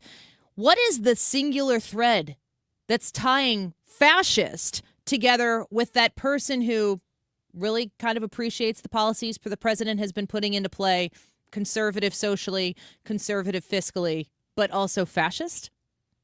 Yeah, well, of course, it makes no sense. Again, it's meant to evoke a feeling. It's the same way that, for instance, like the World Economic Forum, Annie, which I think I go to every year.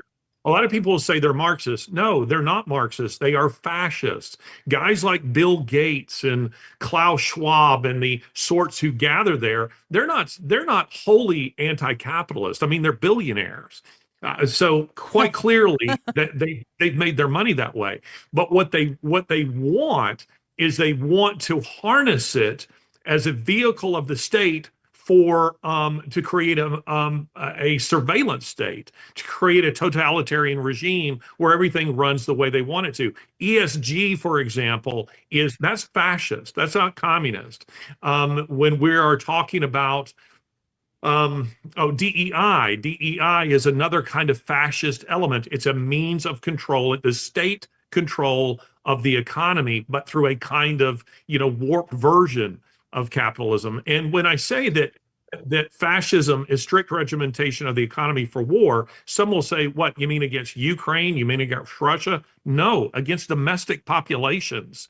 And that's what we're seeing, being created. So when the left talks about fascists and Nazis, and the distinction between Nazis and, say, other fascists is that it has a strong element of anti-Semitism in it. So not all fascists are Nazis, but all Nazis are fascists. All right. And so they want to evoke a feeling. The same way, by the way, the World Economic Forum does this, and so does the EU, and so do Democrats. They love to use terms like democracy and freedom and things like that, but they don't mean it. It's all meant to give you a warm, fuzzy feeling, or in the case of Trump, when they speak of Nazism, it's meant to give you a feeling of hate. There's absolutely nothing fascist about Donald Trump, and anybody with any sense can see that and recognize that. Larry Alex Taunton speaking with us. I'm always tickled at the idea that when you listen to the left and the Democrats, the only way to save our democracy is to have a one-party Democratic rule. You need the Democrat Party to win. You must vote them. Otherwise,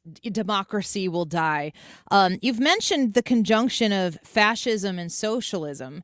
And socialism is becoming a more mainstream word. I still think fascism is not something you want to be called. Of course, Nazi is not something you want to be called. But there are people running campaigns and winning in very prominent areas, identifying themselves as socialists and winning these elections. What do you say to that? Well, it's kind of frightening, isn't it? I mean, when what we're seeing with, say, Ilhan Omar or Zakid Khan in London or Mandani, what we are seeing is that jihadists are seeing the same polls that you and I are seeing, Annie. They see the Pew Research polls that show that socialism has a fairly high approval with young people, with millennials, with Gen Zers who have no idea what it actually is. And so what they're doing is they're using socialism as a Trojan horse to pursue political power in the West, in Great Britain, in France, in the United States, in Germany. They are pretending to be socialists when they are, in fact, jihadists. So that's one thing that's happening. The other thing that's happening is that a lot of young people, as you say, they do see it as a positive, and they do because, ironically, Annie, the left has weaponized media in a very Nazi-like manner, meaning very Joseph Goebbels-like manner, where the steady drip of propaganda that that calls Trump a fascist or a Nazi, and then on the other hand speaks of socialism as something that's positive. That is having an effect. And I do want to say this too, Annie. You're seeing a term that's being used a lot now, and it's a dumb term. It's an idiotic term, and it's woke right. That is a psyop. Okay. That is a psyop. And it is because you are either woke or you are right. That is conservative. You cannot be both. It's like saying, I'm an atheist Christian, or you're a Red Sox Yankee fan. I mean, you can't be both. You are one or you are the other, but you cannot be both. And you see that psyop is meant to fragment the right. It's meant to fragment conservatives by making you think you can't trust people on your own side of the political spectrum. So when we're seeing people like Tucker Carlson and Candace Owens and now increasingly Megyn Kelly, and people are referring to them as woke right, the moment you are embracing totalitarian ideas, whatever you were before, you're no longer on the right. Larry Alex Taunton speaking with us, host of Ideas Have Consequences. I want to tap in a little bit to, and I think podcasting, I think that the podcasts that we're talking about right now have brought in maybe some of these younger people as well on the faux named woke right as well. Yeah, Nick Fuentes and so forth. Yeah, he's the worst. I can't stand him. I'm curious about your thoughts of, we've got fascism, we've got socialism, but then we have populism. And, Donald Trump has been attributed to populism quite a bit. And he is. Yeah. My curiosity, though, is young people are looking to socialism as a solution to the problem of high costs, unaffordable lifestyles, the ability to live in a city like New York City and afford to live there and not have to live in a closet in order to get by for a job that maybe doesn't pay your bills. I think that there are agreeable problems that exist economically for Americans that, generally speaking, you can go to the right and get a solution there that's often in the private sector, and go to the left and the solution is always more government. Why is it that young people are not being exposed more to a solution to unaffordability outside of socialism? Well, that comes back to the psyop, doesn't it? That comes back to the propaganda of the left. Young people these days, and I don't entirely fault them. They have not been well educated in their own history. They have not been well educated intentionally. Yes. In the Constitution, the Declaration of Independence, the Federalist Papers, the ideas of freedom. I was speaking at a university not too long ago, and I was I'm talking to what are supposed to be some of the elite students, and I begin to quote the Declaration of Independence, and I say, can you guys help me finish this line? We hold these truths to be, and it dawned on me, didn't think there was a person in the room who knew what I was talking about. And I found it utterly alarming that this would be the case. So they haven't been well educated in these things, if at all, and they've been weaponized. And that's because young people are traditionally always the shock troops of leftist revolutionary movements. They're the cannon fodder. Yes. They don't care anything about them. And when we're talking about socialism, Annie, just to make it clear to people who are listening, if I had a whiteboard here, just picture one in your head, I would put socialism at the top, and then I would put, coming down from that, various types of socialism: Nazism, fascism, communism. We find those are all expressions of socialism. And you see, after World War II, how we ended up with this weird political spectrum. I've been trying to think about how to do this, Annie, on my own podcast to make it a visual that people can really understand. The way we ended up with this notion that fascism is an expression of the extreme right, and hence, because Donald Trump is, quote, on the right, he somehow is, it's very close to being a fascist or is a fascist, and that communism is on the left, is post World War II. I was just in Germany and studying this very thing. Post World War II, the communists, the Red Army, of course, overran much of Germany, certainly Berlin. And Stalin decided that it would be wise, given the horrors that the world was now becoming familiar with the Holocaust and the discovery of all of these concentration camps and the evils and the way that Hitler and the Nazis were rightly portrayed in the West as as virtually satanic, is that the communist Red Russia rebranded itself. It didn't see themselves this way before, but they rebranded themselves as the opposite of Nazism. And that propaganda was carried into the universities, into the West. They rebranded communism as the opposite of fascism, and people bought it. People bought it. And I'll say one more thing. Mm-hmm. Populism is neither good nor bad. Again, the propaganda is that populism refers to kind of the hairy, unwashed masses. I mean, it's such a leftist, elitist trope. They speak of it with such condescension. Well, he's a populist.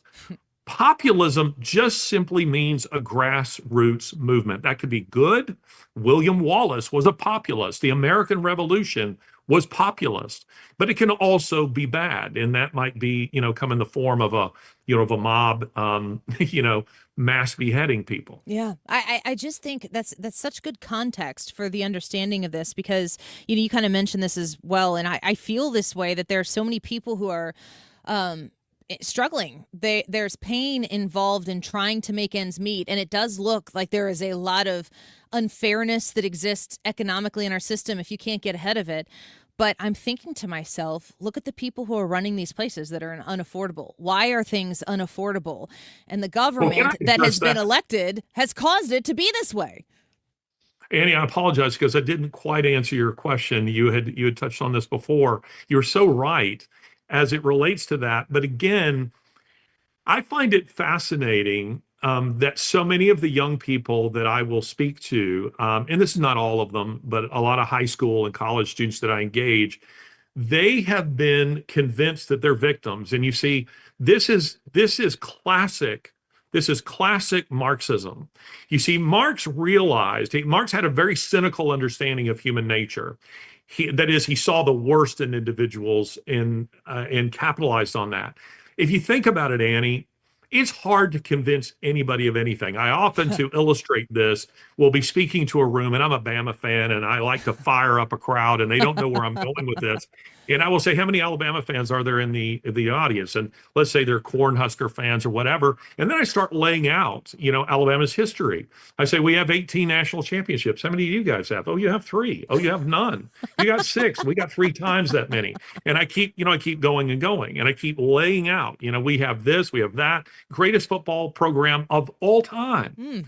How many of you have I converted? Zero. Zero. Notre Dame household here in the Fry house. Yeah, there I you think go. we've gone back and forth on that before. There you go. 42-14, I think, was the score of that game in 2012. But I anyway, called the Alabama the DEI hire of the last playoffs, but we don't need to go there. But the point that I'm making is it's hard to convince anybody of anything. So whether it's on sports, whatever it is, accept that you're a victim. Mark's got that. He realized that he could convince people they were victims, and that's because people want to believe that their failures are someone else's fault. Yes. And that's what we're seeing is we're seeing a victim mentality among a lot of young people versus, say, when I was growing up and you were growing up.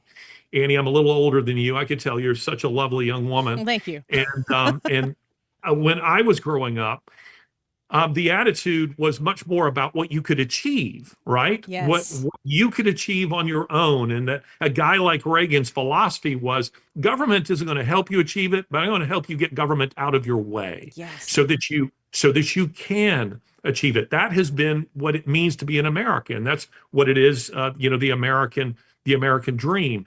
And young people are convinced that it's not achievable and that it's someone else's fault. And that's where socialism looks so very attractive to them. And I also find this, Annie, here's a little story to illustrate my point. I had a young man who came to me who wanted to do what I do for a living. And that's because he sees this as looking, very glamorous, so he'd see me on CNN or something like that and think that my work is very glamorous. And then I just pontificated and everybody adores me. And I was saying, well, I'd be glad to have a meeting with you, and I'd be glad to sit down and help you chart out a course. And as I'm telling him, I spent 9 years in college and graduate school, and I wrote 1,000 essays before any of them were published. And I can see his shoulders begin to sag as I'm describing the path that I took. And I waited tables, and I drove a forklift, and I drove a semi, and I dug ditches, and I did all of these things. I ate ramen noodles, you name it. I could tell that he wanted the corner office now. Yeah. It's not the way it works. And that is too common a sentiment these days. You probably encounter it too, but they don't want to work for it. And again, I'm not saying that's true of all of them. I'm simply saying that they have been indoctrinated with that kind of mentality. And unfortunately, social media has added to this because they can turn around and see the pretty woman with the young woman with the cleavage who has 4 million followers on Twitter, and she's making her Insta Twit face or whatever it is and making tons of money. And they think, why can't I do that? Yeah. Well, you don't have the cleavage. That's why. But anyway. That's a start. Anybody can get that these days too. So Larry, Alex Taunton, a pleasure to have you on the show once again. We appreciate the history and the context because words do matter. And it's like the number one weapon of the left is to deceive people. And you're fighting back against it. And we're grateful you did that here. Well, they certainly are, Annie, and it's a pleasure to be with you. I enjoy your show. Thank you for having me. Take care. Bye-bye. Larry Alex Taunton, boy, get on YouTube and subscribe to his channel. Go to his podcast, wherever you get podcasts from, and listen to him because it's a different conversation than what you're hearing everywhere else. It's thoughtful, which is why I appreciate it because the context that you come into these slap fights that exist in 280 characters on X all of the time, it's not real life. The more sarcastic you can be with brevity, the better you're going to succeed on X. And that's fun, but that's not thoughtfulness. And Larry Alex Taunton always does that for me. I love his long form podcast. I encourage you. Very entertaining, but incredibly educational. Ideas have consequences. Go subscribe right there. All right. We're going to do Annie, Are You Okay? In about 30 minutes from right now. But we'll catch up a little bit on the YouTube live chat poll. Should high price or gas prices affect government policy? And I need to go check on Ethan because listening to Larry Alex Taunton talk about Alabama got him all riled up out there. I got to go put him in his place. We'll be right back.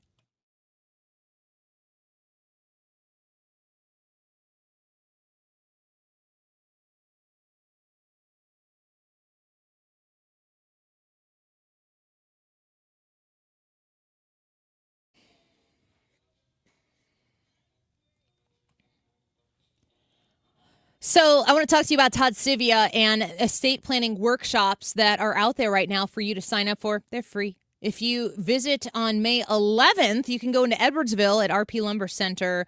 It's in Edwardsville at 1 o'clock. It's a Monday, 1 o'clock and 5 o'clock p.m. So either one of those on May 11th. You can attend an estate planning workshop on May 14th in O'Fallon, Illinois at noon. May 18th at 1 o'clock in Highland, Illinois. May 19th, there are two of them. One in Centralia, Illinois, way out east, and one in Warrenton, Missouri. That one's Tuesday at 3 o'clock on May 19th. This is just one of the services that Todd Sivia and his incredible team at Sivia Law provide for you. Your estate planning journey starts with a phone call to Todd Sivia at 833-995-WILL. And when you mention my name, you're going to get a free strategy session. Keep that $300 in your pocket, but don't forget to mention Annie when you call 833-995-WILL, CiviaLaw.com. When it comes to selling your home, the agent you choose matters more than anything. Hey, it's Mark Cox. I'm with my friend and trusted realtor, Gloria Liu, Your Home Sold Guaranteed Realty. Gloria, what should sellers really be looking for in an agent? Thank you. You're going to select a realtor with a proven system. Someone who knows how to price your home right, create strong demand, negotiate for top dollar, and guarantee results. I see it all the time. Last year, hundreds of homes in St. Louis came off the market unsold and needed multiple price reductions.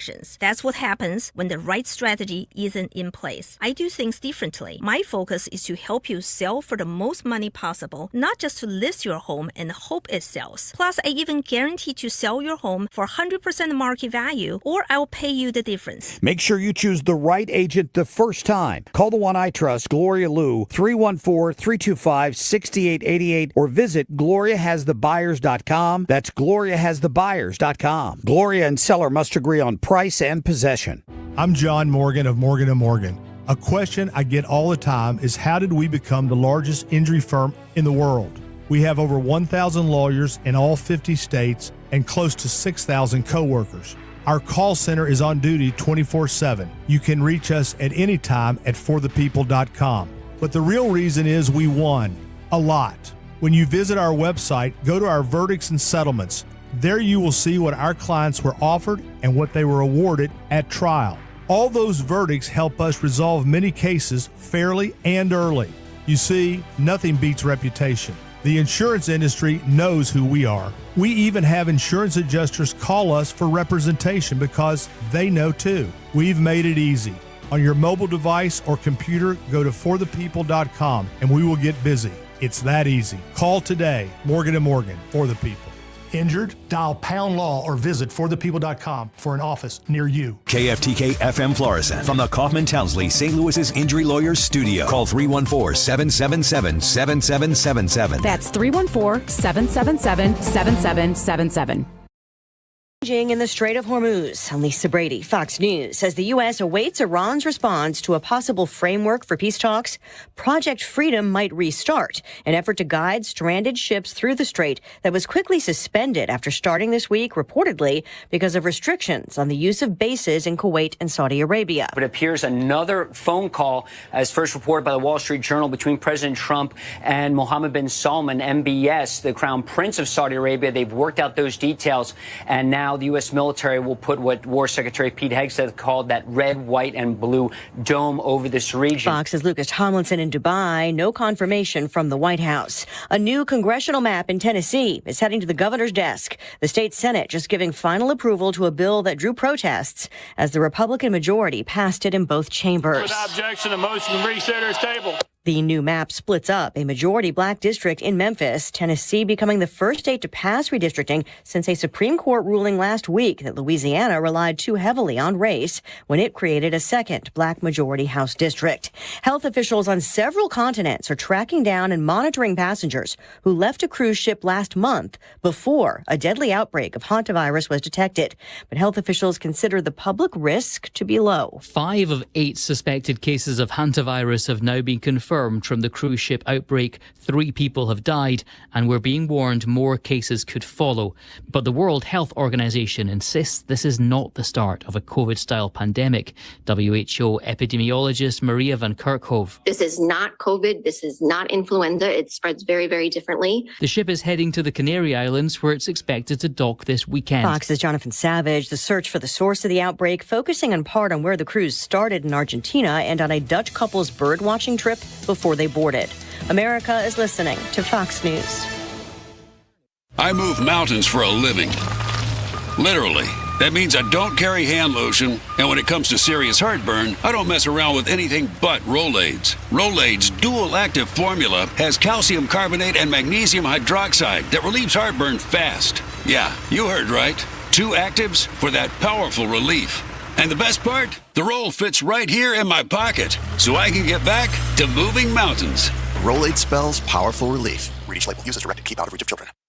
My name is Whitney Allen, and I'm a widow. My husband, Ryan, died. We never thought we'd ever have to use life insurance, but the unexpected happened. With Ethos, signing up was fast and 100% online. You can get a quote in seconds, apply in minutes, and get same-day coverage. No medical exams, and you can get up to $3 million worth of coverage. I'm grateful we were prepared. Get your free quote at ethos.com/term. That's ethos.com/term. Paid spokesperson. Time spent on application may vary. Online health questions required. Air Comfort Service, heating, cooling, and insulation. Weather. Partly to mostly sunny skies as we go through our Thursday afternoon. Temperatures not too bad, 65. Tonight, clear, cool. Drop out of the 60s quickly. 48 for the low. Friday, partly sunny, a couple of spotty afternoon showers. 75, much better chance of showers and thunderstorms Friday night, and do that again Saturday night. This is 97.1 FM Talk. Chief Meteorologist Dave Murray. The Annie Frey Show is sponsored by Air Comfort Service Heating, Cooling, and Insulation. Time to schedule your air conditioner service. Get not just your AC, but your entire HVAC system checked for $19 a month with the Preferred Partner Plan. And be ready for the first heat wave. AirComfortService.com. Annie Frey, Ryan Wiggins, Brad Ray. That's us. That's right. Gotta love this American ride. What do you want from me? I'm not America's sweetheart. For goodness sake, kid. Keep your voice down. Your father's listening to the radio.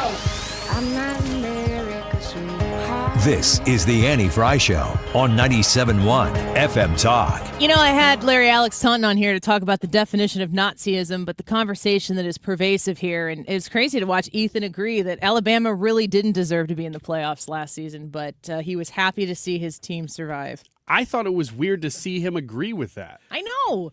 He thought just he'd be nodded and he said, more defensive, that's but true. To see him come over to our side and agree that, like, gosh, they really didn't deserve it, but since it's Alabama and their fans are soft, that maybe we should just let them in so their feelings aren't hurt. He was very contrite, too. He was like, you guys were right. I was wrong this whole time. In light of Larry Alex Taunton, who said he never convinces anybody. It was weird to see Ethan flip that quick. I know. I thought he was going to be more stringent on that. I did too. He's probably not listening. Otherwise, he would have stormed into the studio by now, right? He's listening. I was going to give myself to 206 to summon him. I'm a little impressed. Boiling. Ethan. Or he isn't listening to a show and then he's not doing his job and I'm not impressed. Mm-hmm. You know who should be listening? Our bosses. That's what I think. Let's just say that part of what we just said is not fully accurate. We'll just go with that. Hypothetically speaking. The part about him knowing that Alabama didn't deserve to get in, that part's real. Should high gas prices affect government policy, yes or no? YouTube live chat poll. We're asking for your text messages on this. I paid $5 a gallon yesterday in Edwardsville. Was not happy about it. Haven't been happy about gas prices. Have been working really hard to not have to fill up my tank. I ran out of gas a couple times downtown. This is years ago, and many of you shamed me for letting my gas tank get below a quarter tank. Whatever. I shame you right now. Oh, I'm sure you do. You shame me regardless. I was going to shame you regardless of what you said in this segment. Correct. So I try not to do that. I try to get gas. If I'm at a third of a tank, I try to fill it up. And I just couldn't put it off anymore because yesterday I had post. This is the daily life, and I know I'll miss it one day, but I am tired. I am a very tired person. Someday you'll look back on May of 2026 and you'll be like, so remember that, getting gas. Gosh dang it. You know what? I probably will. It's what makes me still sad. Baseball game at 4 o'clock. So off air at 3, 2:56:50 to be precise. Baseball game in Edwardsville at 4 p.m. Got moved up from 4:30, which was a tight turnaround, but helped me because I had to be at a track meet at 5:30 at Civic Memorial in Bethalto, home of the retired freaking AD, Mr. Hannaford. That meet was at 5:30, and then my daughter tells me, she's like, oh, they want you to be there an hour early. I'm like, well, that's not possible. Sorry, that can't happen. And and then we had to get back to Edwardsville because I play in a co-ed recreational Y volleyball league. So I had to go St. Louis, Edwardsville, Bethalto, back to Edwardsville. And there was no way that I felt comfortable with the 50 miles left till empty. And I was like, I got to do it. So I open up my Upside app. I assess the cheapest overall gas pumping that I can do. And I get there and it's $5. And I just think to myself, I'm not filling up with $5 gas. But how long can it happen? How many times am I going to I drive too much to always have to be tethered to the gas station. Today, I have to get off the air. I have to go to Collinsville. Then I have to go to Breeze. And then that's a long drive. Then go back to Madison County. So, I mean, I'm going to have to get gas here probably tomorrow if I want to get it in Missouri, because I'm definitely not going to last through the weekend. If it's bothering us, it's been bothering other people sooner than this. $3.50 gas is frustrating. We're way over that. Do you want to see this administration, while they are going about their business in Iran, because maybe you want that whole thing changed and, that is what it is. But do you want to see them address gas prices, talk about gas prices, try to do something? You remember when Joe Biden just got rid of all of our reserves? That's all he did, too. Right before the election. Yeah. It was solely political to try to make it so that you wouldn't be barking about high gas prices right before he was trying to, and then Kamala was trying to get reelected. Is that something that you would support? Do you want to see? I mean, I feel like the oil execs would do themselves some political goodwill if there's even something they can do. Again, I don't know anything about this. Hopefully we'll get an expert on to kind of explain the mechanics of this in a super basic way that even I can understand. But do you want to see high gas prices that are affecting all of us alike affect what the government does with policy? What do you think, Brian? I'm a definite yes on this question. I think that even outside of this situation, I'm thinking back to Biden, and you just mentioned it. I was actually going to make that point, that Biden, the only thing that he thought of at all regarding gas prices was, what if I just emptied our strategic reserves? He should have absolutely taken high gas prices into account for everything that he was doing. That's something that affects every single American. And I do believe that it should be taken into consideration now. It doesn't necessarily have to be the motivation for every action, but it should be taken into consideration. Do you support releasing some reserves right now to bring gas prices down, if that in fact is a connection? I don't know. I could see, not really.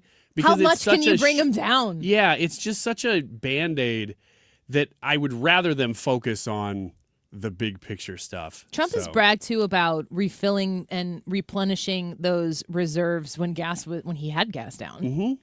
Did it get below $2 a gallon anywhere? I think, did it? If it did, it was very brief. I think it may have, and it was in inward Missouri, at least here. I don't think I pay $1 gas, $1 something. I think I remember seeing it, but it didn't last long. 314-241-9797. We would love your feedback on this issue. And, do you want to see the president do something? I just think that I said this earlier in the show, and I'll say it again. I understand it. I understand what's going on, and I want the president. I think he's doing the right thing, and I want him to have success in what he's doing all the way. In fact, if you're not going to do it all the way, you shouldn't have done it at all to begin with. You got to finish the job. I think this administration needs to communicate their true understanding of what $5 gas a gallon does to families. To the average folks out there. I think that you can be ahead of this. I think you can talk about it. And if there's something that you can do to make it more affordable, like I was kind of just starting to say this. I don't think I finished my point, but if there's something that the oil execs can do to make this more affordable for American voters, citizens, taxpayers, gas users, what a good PR opportunity this would be for those American companies if they can. Maybe they can't. Maybe that's a stupid comment. But for them to step in and say, we're going to do something about this. I know that the people who make Dell computers are putting $250 in an account for my kids. So I feel like if you can, if those types of things are happening, can you just bring it down into the threes? Because then I won't feel like I have to maneuver heaven and earth to try to make sure that we don't have 3 cars in Breeze Central this afternoon because the expense is extraordinary. You do that one day and then you have to do it again and again and again. It's not sustainable. People have to adapt what they're doing right now. And I get it's for the cause. And I will point out that when Joe Biden had these gas prices themselves, that they were often because they were implementing incredibly ineffective and unprovable policies to, affect some sort of green energy outcome. When asked in congressional testimonies, what kind of outcome do you expect to be able to measure here? And they're like, we don't have any measurements. Joe Kennedy, pushing back over and over and over again on this, like, but how about this number? Well, we can't say that. Over and what are we getting billions of our American tax dollars to without any sort of understandable, measurable outcome here? You've been asked to sacrifice the quality of the products that you use, the services that you use for decades now. Through Obama, through the Biden administration, maybe others if I don't understand. But, the entire Al Gore career has amounted to everything that he decided to come out and say. What a grift. Ice caps, the end of the world. Alexandria Ocasio-Cortez thinks she's got like 4 years left on this green earth. And we've been tried to be sold this, and people have adapted. There are young people right now who see therapists because they have climate energy anxiety, because they're terrified of not living in a world that's going to exist. They won't start families because they think that families are somehow or another going to be like, how could you raise a family in this? How privileged, how obnoxiously, grotesquely privileged is it for somebody in the United States of America to look around and go, how can you raise a family in these conditions? How dumb can you be? Well, the answer is always even dumber. Dumb and dumber. You got any more texts you want to read to us here real quick? Should high gas prices affect government policy? Here's one. I guarantee you this person lives and works west of St. Peter's. This says the most I paid for gas so far was 2 days ago, $3.99. I have to do the math to see if it's worth my time. They probably can't find it that way now, but that would be a game to play to see if you could stay under $4. You know what would be able to probably figure that out for you is AI. Yeah. I live or work in this area. Assess the gas prices that are around me and the distance it's worth to travel, because you don't want it to be a wash. You don't want to lose time because you went to save no money, or at the end of the day, like Upside. When I use Upside, 10 cents off a gallon. Well, I put 10 gallons in and it was $50 and I got $1 back in my account. It's $1 I didn't have before. Yay. I'll take it. I mean, for me, gas effectively ended up being $4.89, which is better than $4.99. So, okay. I'm not mad at it. I'll take anything I can get. I let it accumulate, and I like the service. But come on, guys. Another one says, I think it would be nice, or would still be nice, if President Trump gave each family a $5,000 check. I mean... yeah. It's not conservative. It's not really like... But $5,000. We'll talk about it on the break and decide what we think. We're just going to murmur about it. We'll say something off air that we probably won't say something off air, which is, I could use $5,000. The question is, do you understand that it had to come out of your pocket in order to give it back to you? That's the way taxes go, folks. That's the way government money goes. They don't have any of it. They take all of it. even from generations yet to be born. All right, Ethan, number one Notre Dame fan, next on Ethan Sports and Local.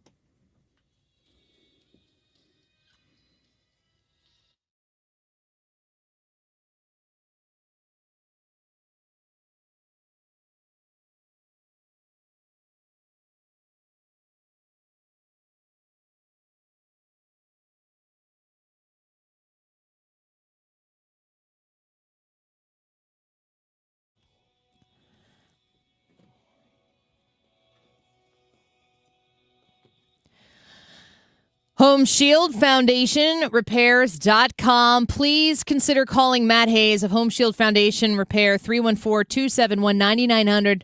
314-271-9900 and talk to Matt Hayes about getting that basement waterproofed, getting ahead of the problem before it gets worse. These problems don't fix themselves, right?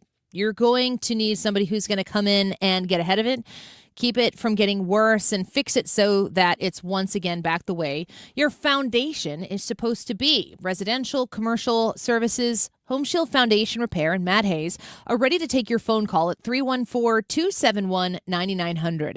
That's 314-271-9900. They're a locally family-owned business, and I think that'll show very brightly. They put everything on the line when they go to service your foundation repair concerns. They're very proud of the work they do, and they're very, very good at it. 314-271-9900. 314-271-9900. HomeshieldFoundationRepairs.com.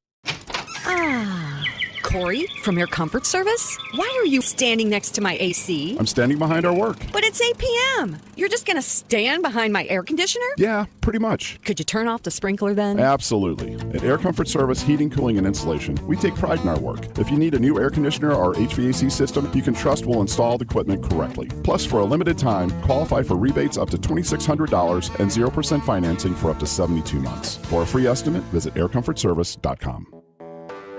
When you're hiring, have you ever felt like you're missing out on meeting truly great candidates for your roles? It seems impossible to find them, but they have to be out there somewhere, right? Well, they're not hard to find when you know where to go, and that place is ZipRecruiter. And right now, you can try ZipRecruiter for free at ZipRecruiter.com/radio. ZipRecruiter helps 10 million people with their job search every day. And because these people are actively looking for jobs just like yours, it's easy to find the right person right away. In fact, 4 out of 5 employers who post on ZipRecruiter get a quality candidate within the first day. But if you're not using ZipRecruiter, you're missing out. So see what it's like when the impossible is easy. When you go to ZipRecruiter.com/radio right now to try ZipRecruiter for free. Once again, that's ZipRecruiter.com/radio.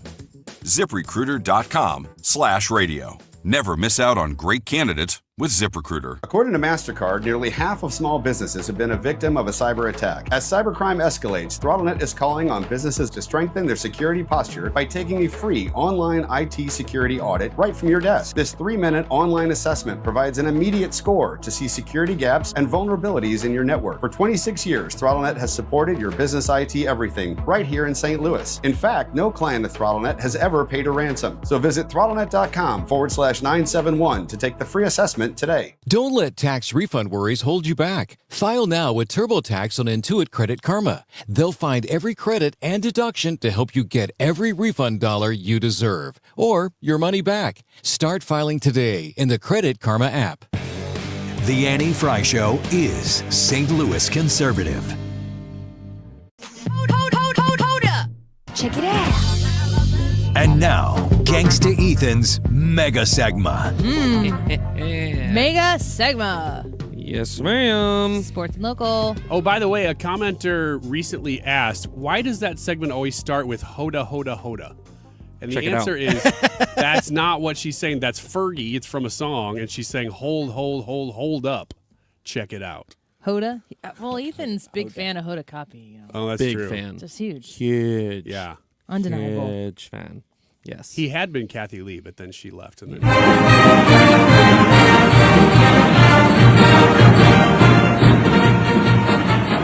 Hear this? Yeah. Hear this? Yeah. This is the fight song of the biggest crybabies in college football. That's what this is. The Today Show. The Notre Dame Fighting Irish. Oh. I didn't know the Democrats had a fight song. Oh, you get a little more here, or are you good?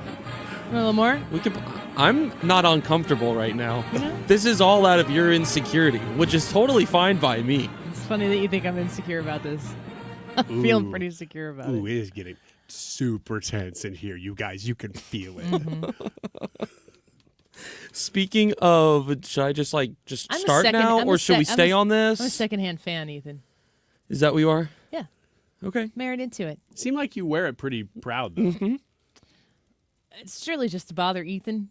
Really? I'm unbothered, so it's not working. Yeah, I can tell. I'm seriously unbothered, guys. It's fine. I'm good. I really am good. Seriously? All right? Seriously? I mean, it's just, it is what it is. Go on. Should we just leave this in the background of your... No? You can if you want to. I'm going to switch from college football to college basketball for a second because it's a big day for college basketball. The board for the NCAA has just voted in approval of adding 8 teams to the NCAA basketball tournament. What the what? What? So now, what was that, a hiccup? I went to say, come on, and I hiccuped. Oh, I go. Do I need to scare you? No, I don't have hiccups. I think it was one. It sounds like you do. If you could give me some peanut butter, that'd probably fix it. All you need to do is look at your jacket. That should scare you. My jacket's so ugly. 8 more teams? So now it's going to be, instead of 68 teams, it's going to be 76. Are these teams, are these all pre-tournament teams? Is it still 64 that are in the tournament, but like more people got a shot to get a bid to get kicked, get their butts kicked by the number 1 seed? Basically, it's going to be more play-in games. It's like a Sweet 16 of play-in brackets. Pretty much. Pretty much. And how many days to make these games be played? I believe it'll still be the same amount of time. It'll just be more games being played. They should have 24 hours of straight basketball, so some people have to play at 3 in the morning. Yeah, and the games are longer. So the first team to 200. Change the rules up using beach balls and stuff. Like, go crazy banana style. The hoops move around the court. What if they went on the court? There you go. Yeah, what if? For once, he was left speechless. So 72 teams altogether? 76 teams altogether. Teams? So those play-in games, the first 4, Can you advocate for this? Me? Yeah. No, this is ridiculous. It's the same. Everyone gets a trophy. College basketball the regular season is becoming less and less important. There's going to be 12 more. The automatic qualifiers will go from 4 to 12. As will at-large teams. There will be 3 games per day per site now instead of 2. How much more money are they going to make off of just having some extra games? Good question. Enough, apparently. So now 11 seeds, 12 seeds, 15 seeds, and 16 seeds will all be playing in play-in games. For the first, I don't know what they'll call it now, first 12? The first 12? That doesn't really sound... Just call it everyone else. You'd come up with something creative for that makes... Call it the NIL. Yeah, thank you, NIL. The St. Louis Cardinals... That's another point. If you're going to play in this tournament, you could opt out of playing. And I mean, it seems like there are people who could really compete in the... it's not the NIL. What's the other tournament called? NIT. Oh, the NIT, the National Invitational Tournament. Mm-hmm. It seems like there are other people who could go there and compete. You're not going to win one of these playing games and go win the tournament. Most likely not. Might make a run. Is there any money in the NIT? Not worth it. Not to the level. Nobody pays attention to the NIT. That's true. Nobody. Until maybe the championship game, and you go, "Oh, okay, Illinois State." Who won? Who was in the NIT last year? I have no idea. I couldn't even tell you. Carry on. The St. Louis Cardinals lost yesterday afternoon against the Milwaukee Brewers in the second game of what ended up being a 2-game series because Tuesday night's game got rained out. That'll be made up in July. Final score was 6-2. Offense was pretty quiet throughout for the Redbirds, which is uncharacteristic for how they've played early on in the season. They start a 3-game series tonight. No, that's a lie. It's a 4-game series tonight against the San Diego Padres. So, we got to deal with those West Coast games starting at 9-10. The Padres, Padres are good. Yes, this will be a good series. They actually have a better record than the Cardinals, one of, I think, 6 teams in baseball right now. So they only game better. But, yeah, the Padres are good.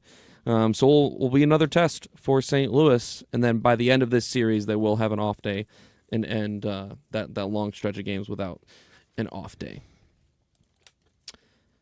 Were the Cardinals due for a bad game? You let them have a pass? Oh, yeah. Okay. They're going to happen from time to time. It's just going to happen. Ryan doesn't have bad games. Do you guys... No, I do not. He's just got bad game. Are you saying I smell a little gamey? Yeah. It's kind No, of, that's not what that weird means. A little, honestly. That's not what that means. It might. Oh, no. You don't know. It smells a little fishy in here. I think it might be Ryan.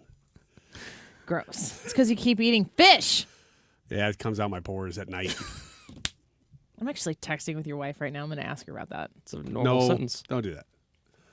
The Missouri Department of Transportation announced yesterday that part of Interstate 70 in Wentzville will shut down for short periods of time over the next few weeks. According to MoDOT, beginning on May 11th, all lanes of westbound I-70 at Route Z will be closed for just 15-minute increments over a 3-week period between 9 and 2 on weekdays. So this isn't going to hardcore affect the weekend crowds any more than the construction on 70 has up to this point. Honestly, it's probably a good thing that they're doing this at this time of year rather than waiting till you get into the summer when all of a sudden, the roads out there start getting way more busy as people from St. Louis start heading out to the Lake of the Ozarks and whatnot. So hopefully this doesn't, for the times of day that they are doing it, it doesn't impact traffic that badly.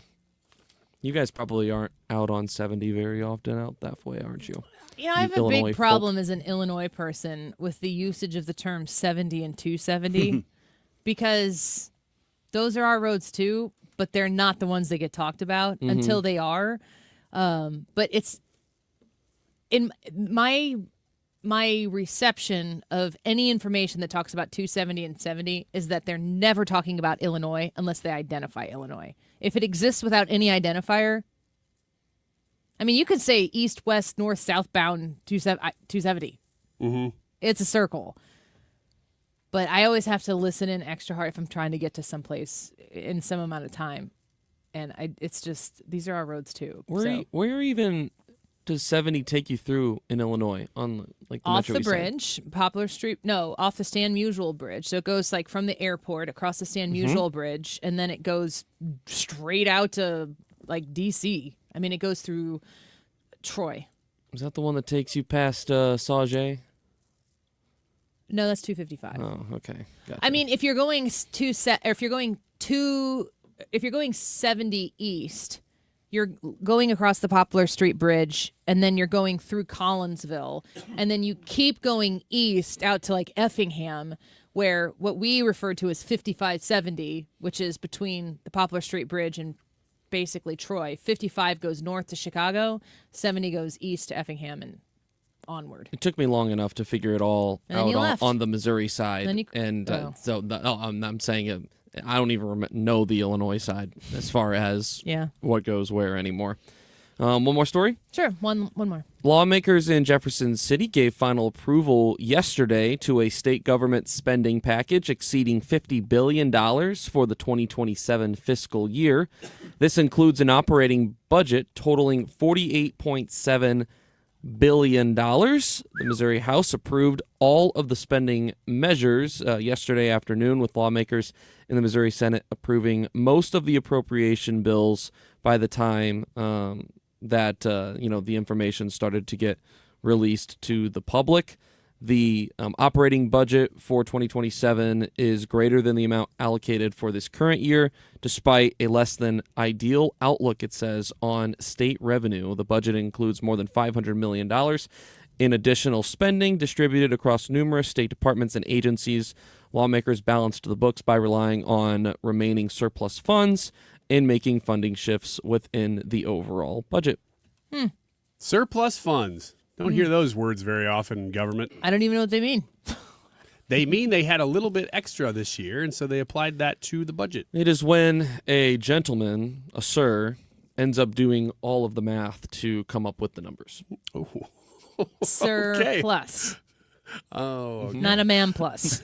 Let me break it down to you because Ryan just accused you mentally of being super sexist. Misogynist. Because Ryan's interpretation of that was like, obviously only men do math. That's what I thought he was doing. Annie is not okay with this. Well, if girls can have their own type of math, why can't guys?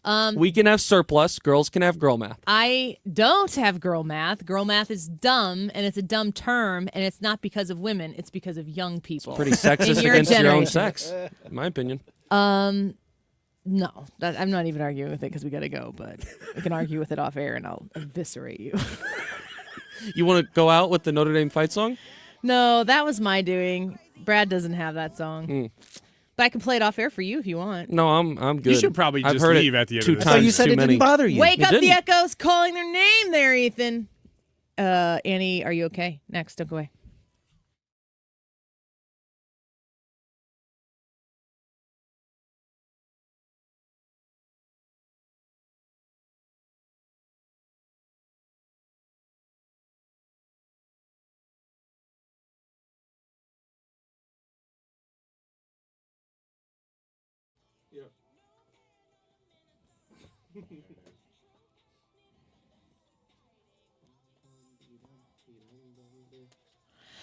Okay, the Retirement Advisory Group is ready to get you set up for retirement. First thing you're going to want to do is call the Retirement Advisory Group. 314-993-9494.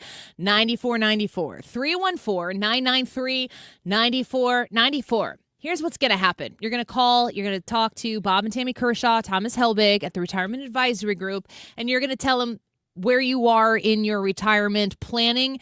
And that's going to get you to the place where you can schedule a conveniently timed meeting with the Retirement Advisory Group folks and talk about what your dreams are, what your expectations are, what your hopes are.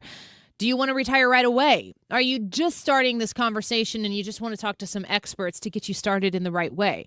The Retirement Advisory Group can help you build a personalized retirement income plan that you can know will generate income for the rest of your life. They're going to put you in control of your money and get you to that worry-free retirement. You can call 314-993-9494, retirementkey.com. Springtime in St. Louis, and if you hate to paint, do what your neighbor Mr. Rob Miller from Harvesttown Auto Body in St. Peter's did. He called Rhino Shield. Rob, what was the thought process for going with Rhino Shield as a business owner? My family's business is over 10,000 square feet, and it did not have the curb appeal I wanted. Rob, tell everyone how the experience was with Rhino Shield from start to finish. The process that I liked was when you came out, you gave me all of these options that would fit my building. Our building was really faded. I don't want to have to paint my building again. 25 years is a long time to not have to worry about the outside maintenance of your building as far as paint. That's a no-brainer. That's why Rhino Shield worked for me. Are your neighbors jealous? I would be if I was them. Thanks, Rob. Now it's time to call 877-25-RHINO. 877-25-RHINO or 877-25rhino.com. Genius. No paint, don't Rhino. Go Rhino Shield. Never paint your house again. Rhino Shield. License number GL250000615. We've seen all kinds of clogs, so remember the rule. Only flush 3 things. Number 1, number 2, and toilet paper. What about my dinosaurs? No? My monster truck? Nope. What about... If it's not the big 3, don't flush it.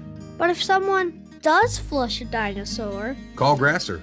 We clear the clog and get things moving again. Green is always Grasser at GrasserHomeservices.com. Gentlemen, Mark Cox here. When's the last time you actually felt like yourself? Victory Men's Health specializes in hormone optimization, sexual health, weight loss, and longevity. It's built for everyday men who just want to feel better and perform their best. They already have offices in Town and Country, Sunset Hills, O'Fallon, Missouri, and O'Fallon, Illinois. They're about to open a new location in Glen Carbon very soon. It's a higher standard of care just waiting for you. Learn more at victorymenshealth.com. All right, the Guns N' Hoses First Responder Soccer Cup is coming to Worldwide Technology Soccer Park on May 30th. If you want to go for free, now's the time to call. 314-241-9797. I'll give you that phone number one more time.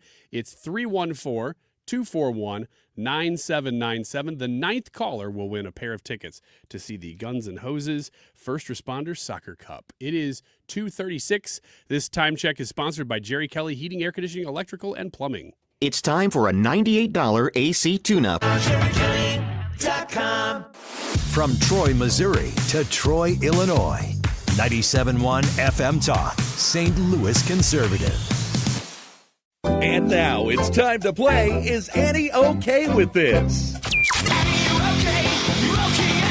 Another ardent Notre Dame Fighting Irish supporter, Trisha. Welcome into the studio. Hey, Annie and crew. Oh, I thought Give it was us maybe Alien Ant Farm. one fact of the Notre Dame football program that you're just really proud of. That they can kick the ball to the other side of the field when it's their turn to do so. They punt.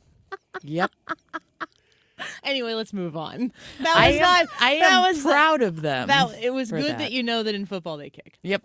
All right. Florida woman finds fighting alligators on porch. Excuse me? Fighting alligators? Fighting alligators. That's a good football team name.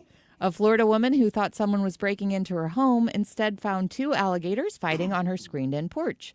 She says the gators tore through the mesh on her lanai while battling in the backyard. Video shows one gator biting the other's tail before a licensed trapper removed both animals. Officials say alligator mating season is underway, and they may be a bit It's not really more how I'd go about it. aggressive and territorial at this time. Hey, you want to take this out of the porch? Bite your tail. Annie, are you okay with alligators?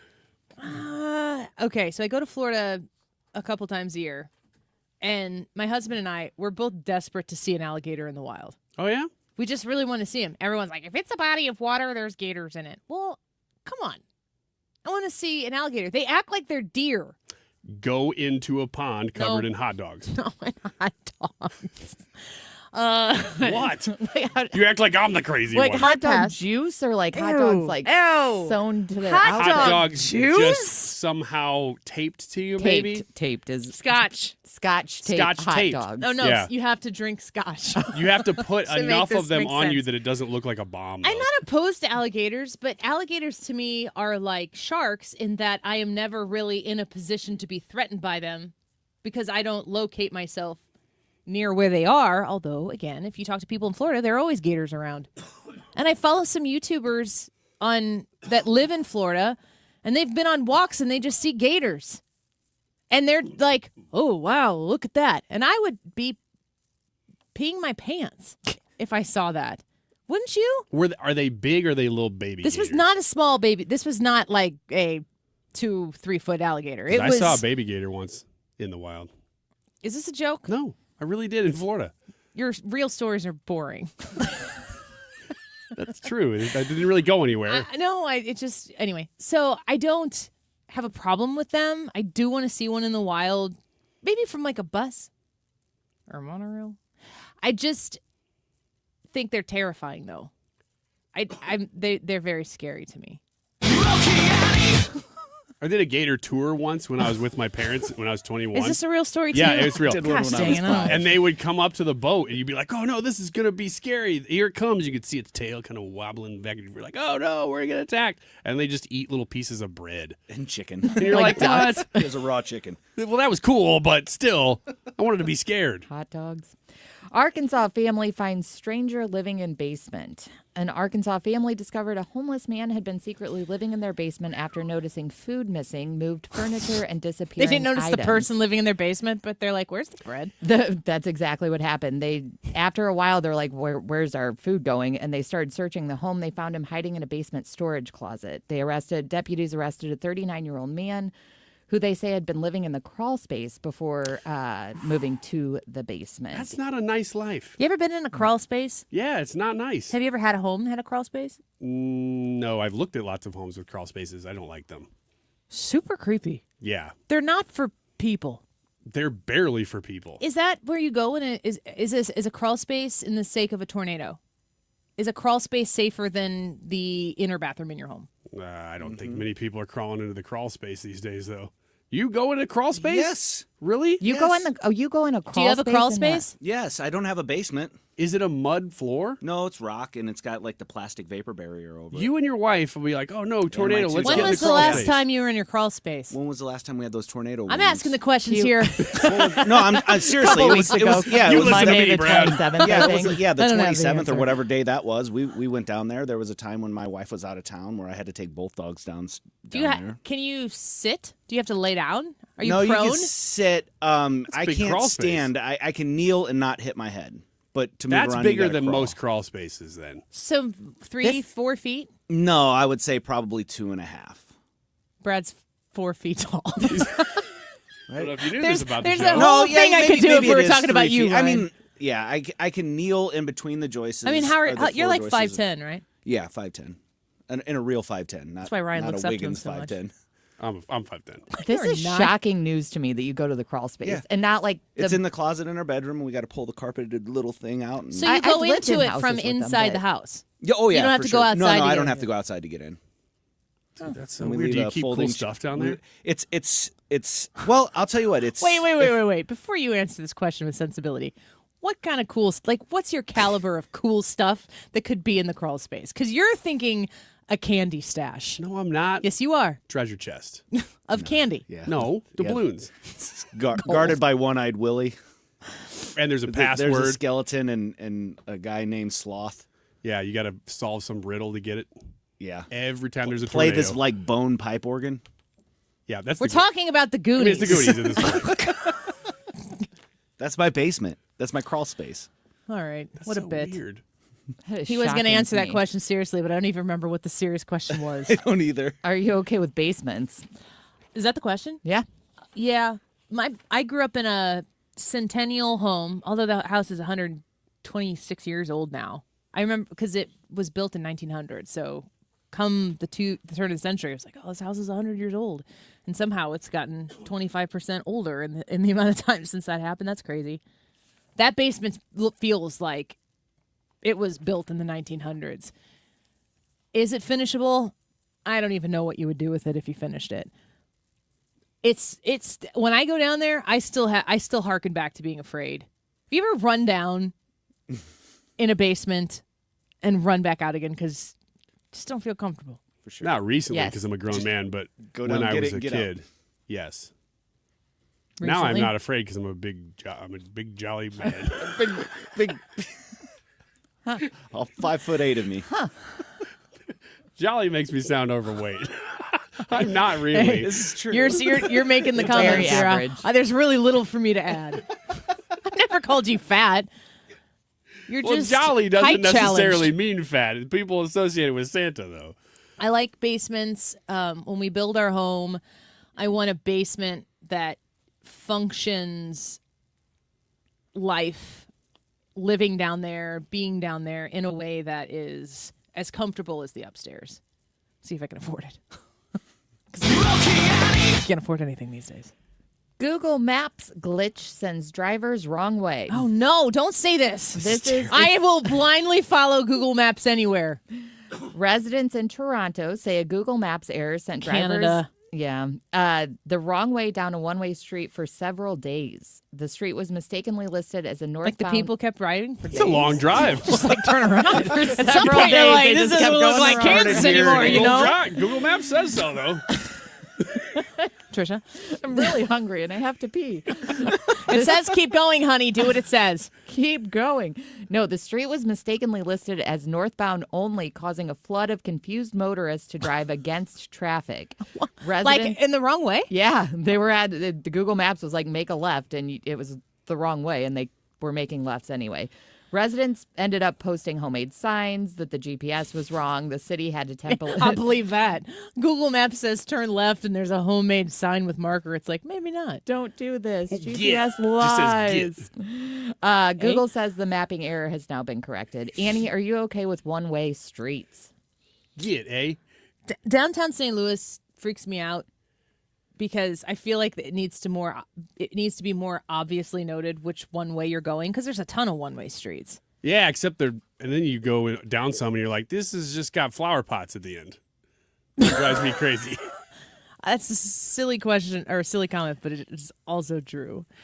Don't get me started on Collinsville. Who mapped out the roads in Collinsville. Ooh. They do not connect. You're not wrong. It's not well You're done. not It's wrong. terrible. There was no plan when the Collins family settled it. No, I think it was to trick Edwardsville people. Just to see how the The Collins family said, I'll show that, Edward. We'll make it on no grid at all. It's what it feels like down there. That is It's so true. It's so confusing. What was the question? One-way streets? Yeah, how do you feel about them? You know, I don't mind them. There's always a reason for it. But I was just, this is not part of this question, but I had a mini rage fit on the way in here. I was talking to my husband, and I'm so tired of driving downtown St. Louis. I don't drive a lot downtown St. Louis. There's not allowed, what is it, maybe a 30th of my actual mileage that I drive every given day is in Missouri, downtown St. Louis. Why do we have stoplights? Why do we have stop signs? Why do we have speed limits? Why do we have lanes on the roads? Why do we have any traffic laws whatsoever? Because people do not observe them. And it's not safe. And then I have to sit there and try not to look angry at people because I don't want to get shot. You know why they don't observe them is because all the lights don't make any sense. They time at different times. It doesn't matter if it's red, you stop. If it's yellow, No, but people you get either sick of hurry that. up and get through it, They or go- you get ready to stop. But if it's red, you stop. It's like you could pull up, you could turn the corner and see the light is red, and they don't even hit the brakes when they go through it. It's so frightening. Can we have a mass crackdown on traffic laws in downtown St. And also, please let me know if we're going to do that, because when I'm being accosted by homeless people that look strung out next to my car, I also do not stop at red lights. I elect to go and take the police escort into a safe place where I will pull over. You know, it would stop all that? A couple of flower pots. Right in the middle of Tucker. Maybe the flower pots are the leftist way of just brightening up the downtown area, and we'll stop crime from happening here. Like, literally, we'll stop it right here, and these people will be right here committing crimes, not going anywhere, and we'll be like, don't the flowers make you want to make different life choices? I don't like it. Stop at red lights. If I could ask one thing, can we just stop at red lights? Please. It's not safe. That's all. One-way streets. Hooray. One more? One more. All right. Bookless bookstore opens in New York. Audible has opened what it calls the first bookless bookstore in New York City. What are we doing in this store? You're listening to audiobook snippets. It's Out loud? It's no headphones. They're using this. It's a month-long pop-up featuring audiobooks, listening stations instead of printed books. Visitors can sample audiobook excerpts using digital story tiles and headphones with full titles available on the app. So they're using it as a way to say that, like, we're all listening to audiobooks, and this is, like, supposed to get us back together out, like, socializing. But Don't you read books to get away from people? Well, and you stand there against a wall with headphones on. So I'm not sure. Anyway, that's what they're doing. It's in New York. Audio listening is up a bunch. Annie, are you okay with the idea of bookless bookstores? No. I'm an audiobook person. Yeah. Listening to a Mark Driscoll book right now on real marriage because I want to get him on the show. And I appreciate audiobooks. If I were to open a real book, I would fall asleep before I would turn a page. But I, in no way, shape, or form, want to be around any more people than necessary while I'm consuming said book. What about a Where's Waldo book? We'll be right back.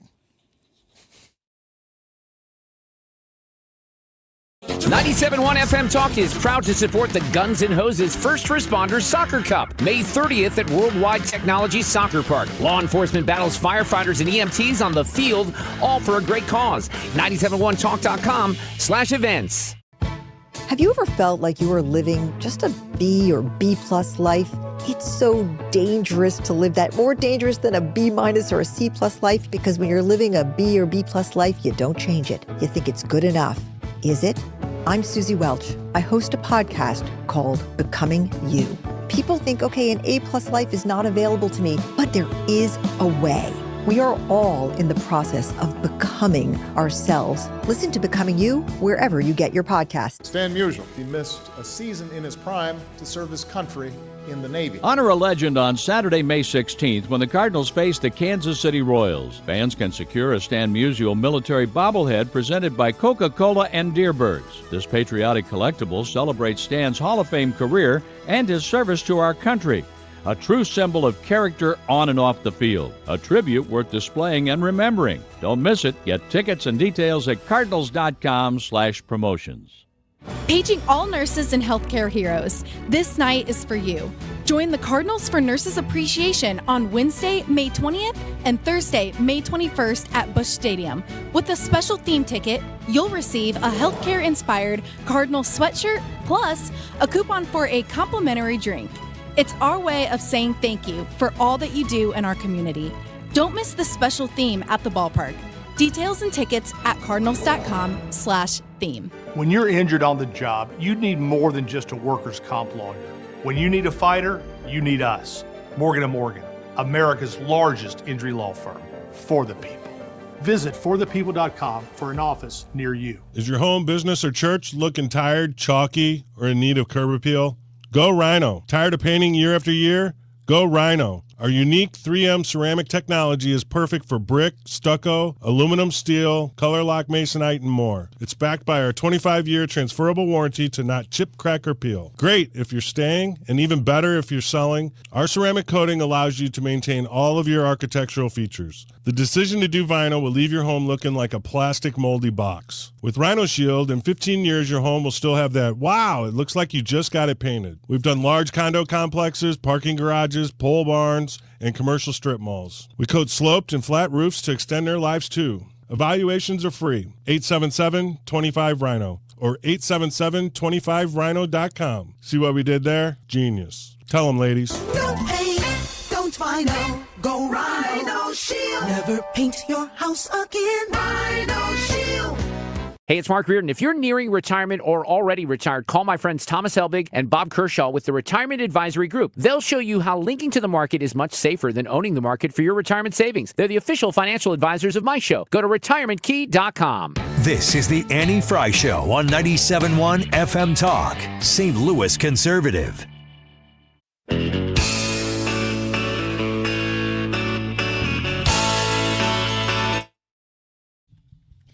Ryan commented a little bit earlier in the show that on the Annie Frey Show Facebook page, please go connect with us there. Facebook's kind of being a little nicer to our page now. We went through it a little bit in COVID, which I think a lot of people who even espoused even a hint of, republicanism, maybe conservatism during the COVID era got squashed. But I think maybe that's kind of going by the wayside a little bit. But on the Annie Frey Show Facebook page, we're asking for your feedback. And my only ask is be kind and be honest. So if you've got some positive criticism to provide, we can handle it. If there's something you really like and would hate for us to change, we'd love to know it. So just give us your feedback there on the Annie Frey Show Facebook page. Gonna comment here on Janelle's reaction. More Wiggins. He always makes me laugh. By the way, he had a fun hat collection in high school that we saw on a ski trip. Does he still? Oh, and it looks like it's time to go to the break. What the heck is that question? Do I know this person from a ski trip? I guess I do. Well, let's forget about that. Fun hat collection?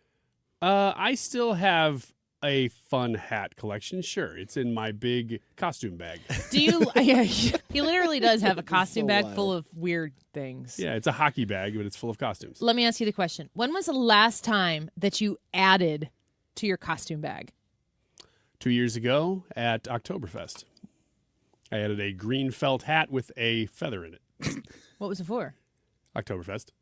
Just like it's just a German. Yeah, it's like a German-looking derby or something. That had nothing to do with the show. No. This isn't one for entertainment. This was for fashion.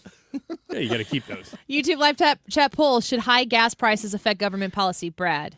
Yeah. Ryan. I'm a yes. I'm a yes as well. How do you think that this shook out? I'm going to say 50-50. 51-49. 51-49. Brad cheated. 51%. He did not. Yes, he did. Wow, really? He cheated. See, he's easy to bait. 51% say no. 49% say yes. We're all three yeses. Huh. But I don't think any of us want President Trump to change the Iran policy. Is that right?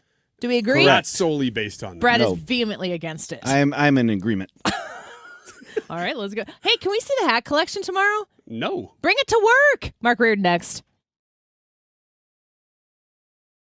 Sponsored by Wesley Financial. Pokemon cards have joined rare baseball cards and comic books on the list of expensive collectibles.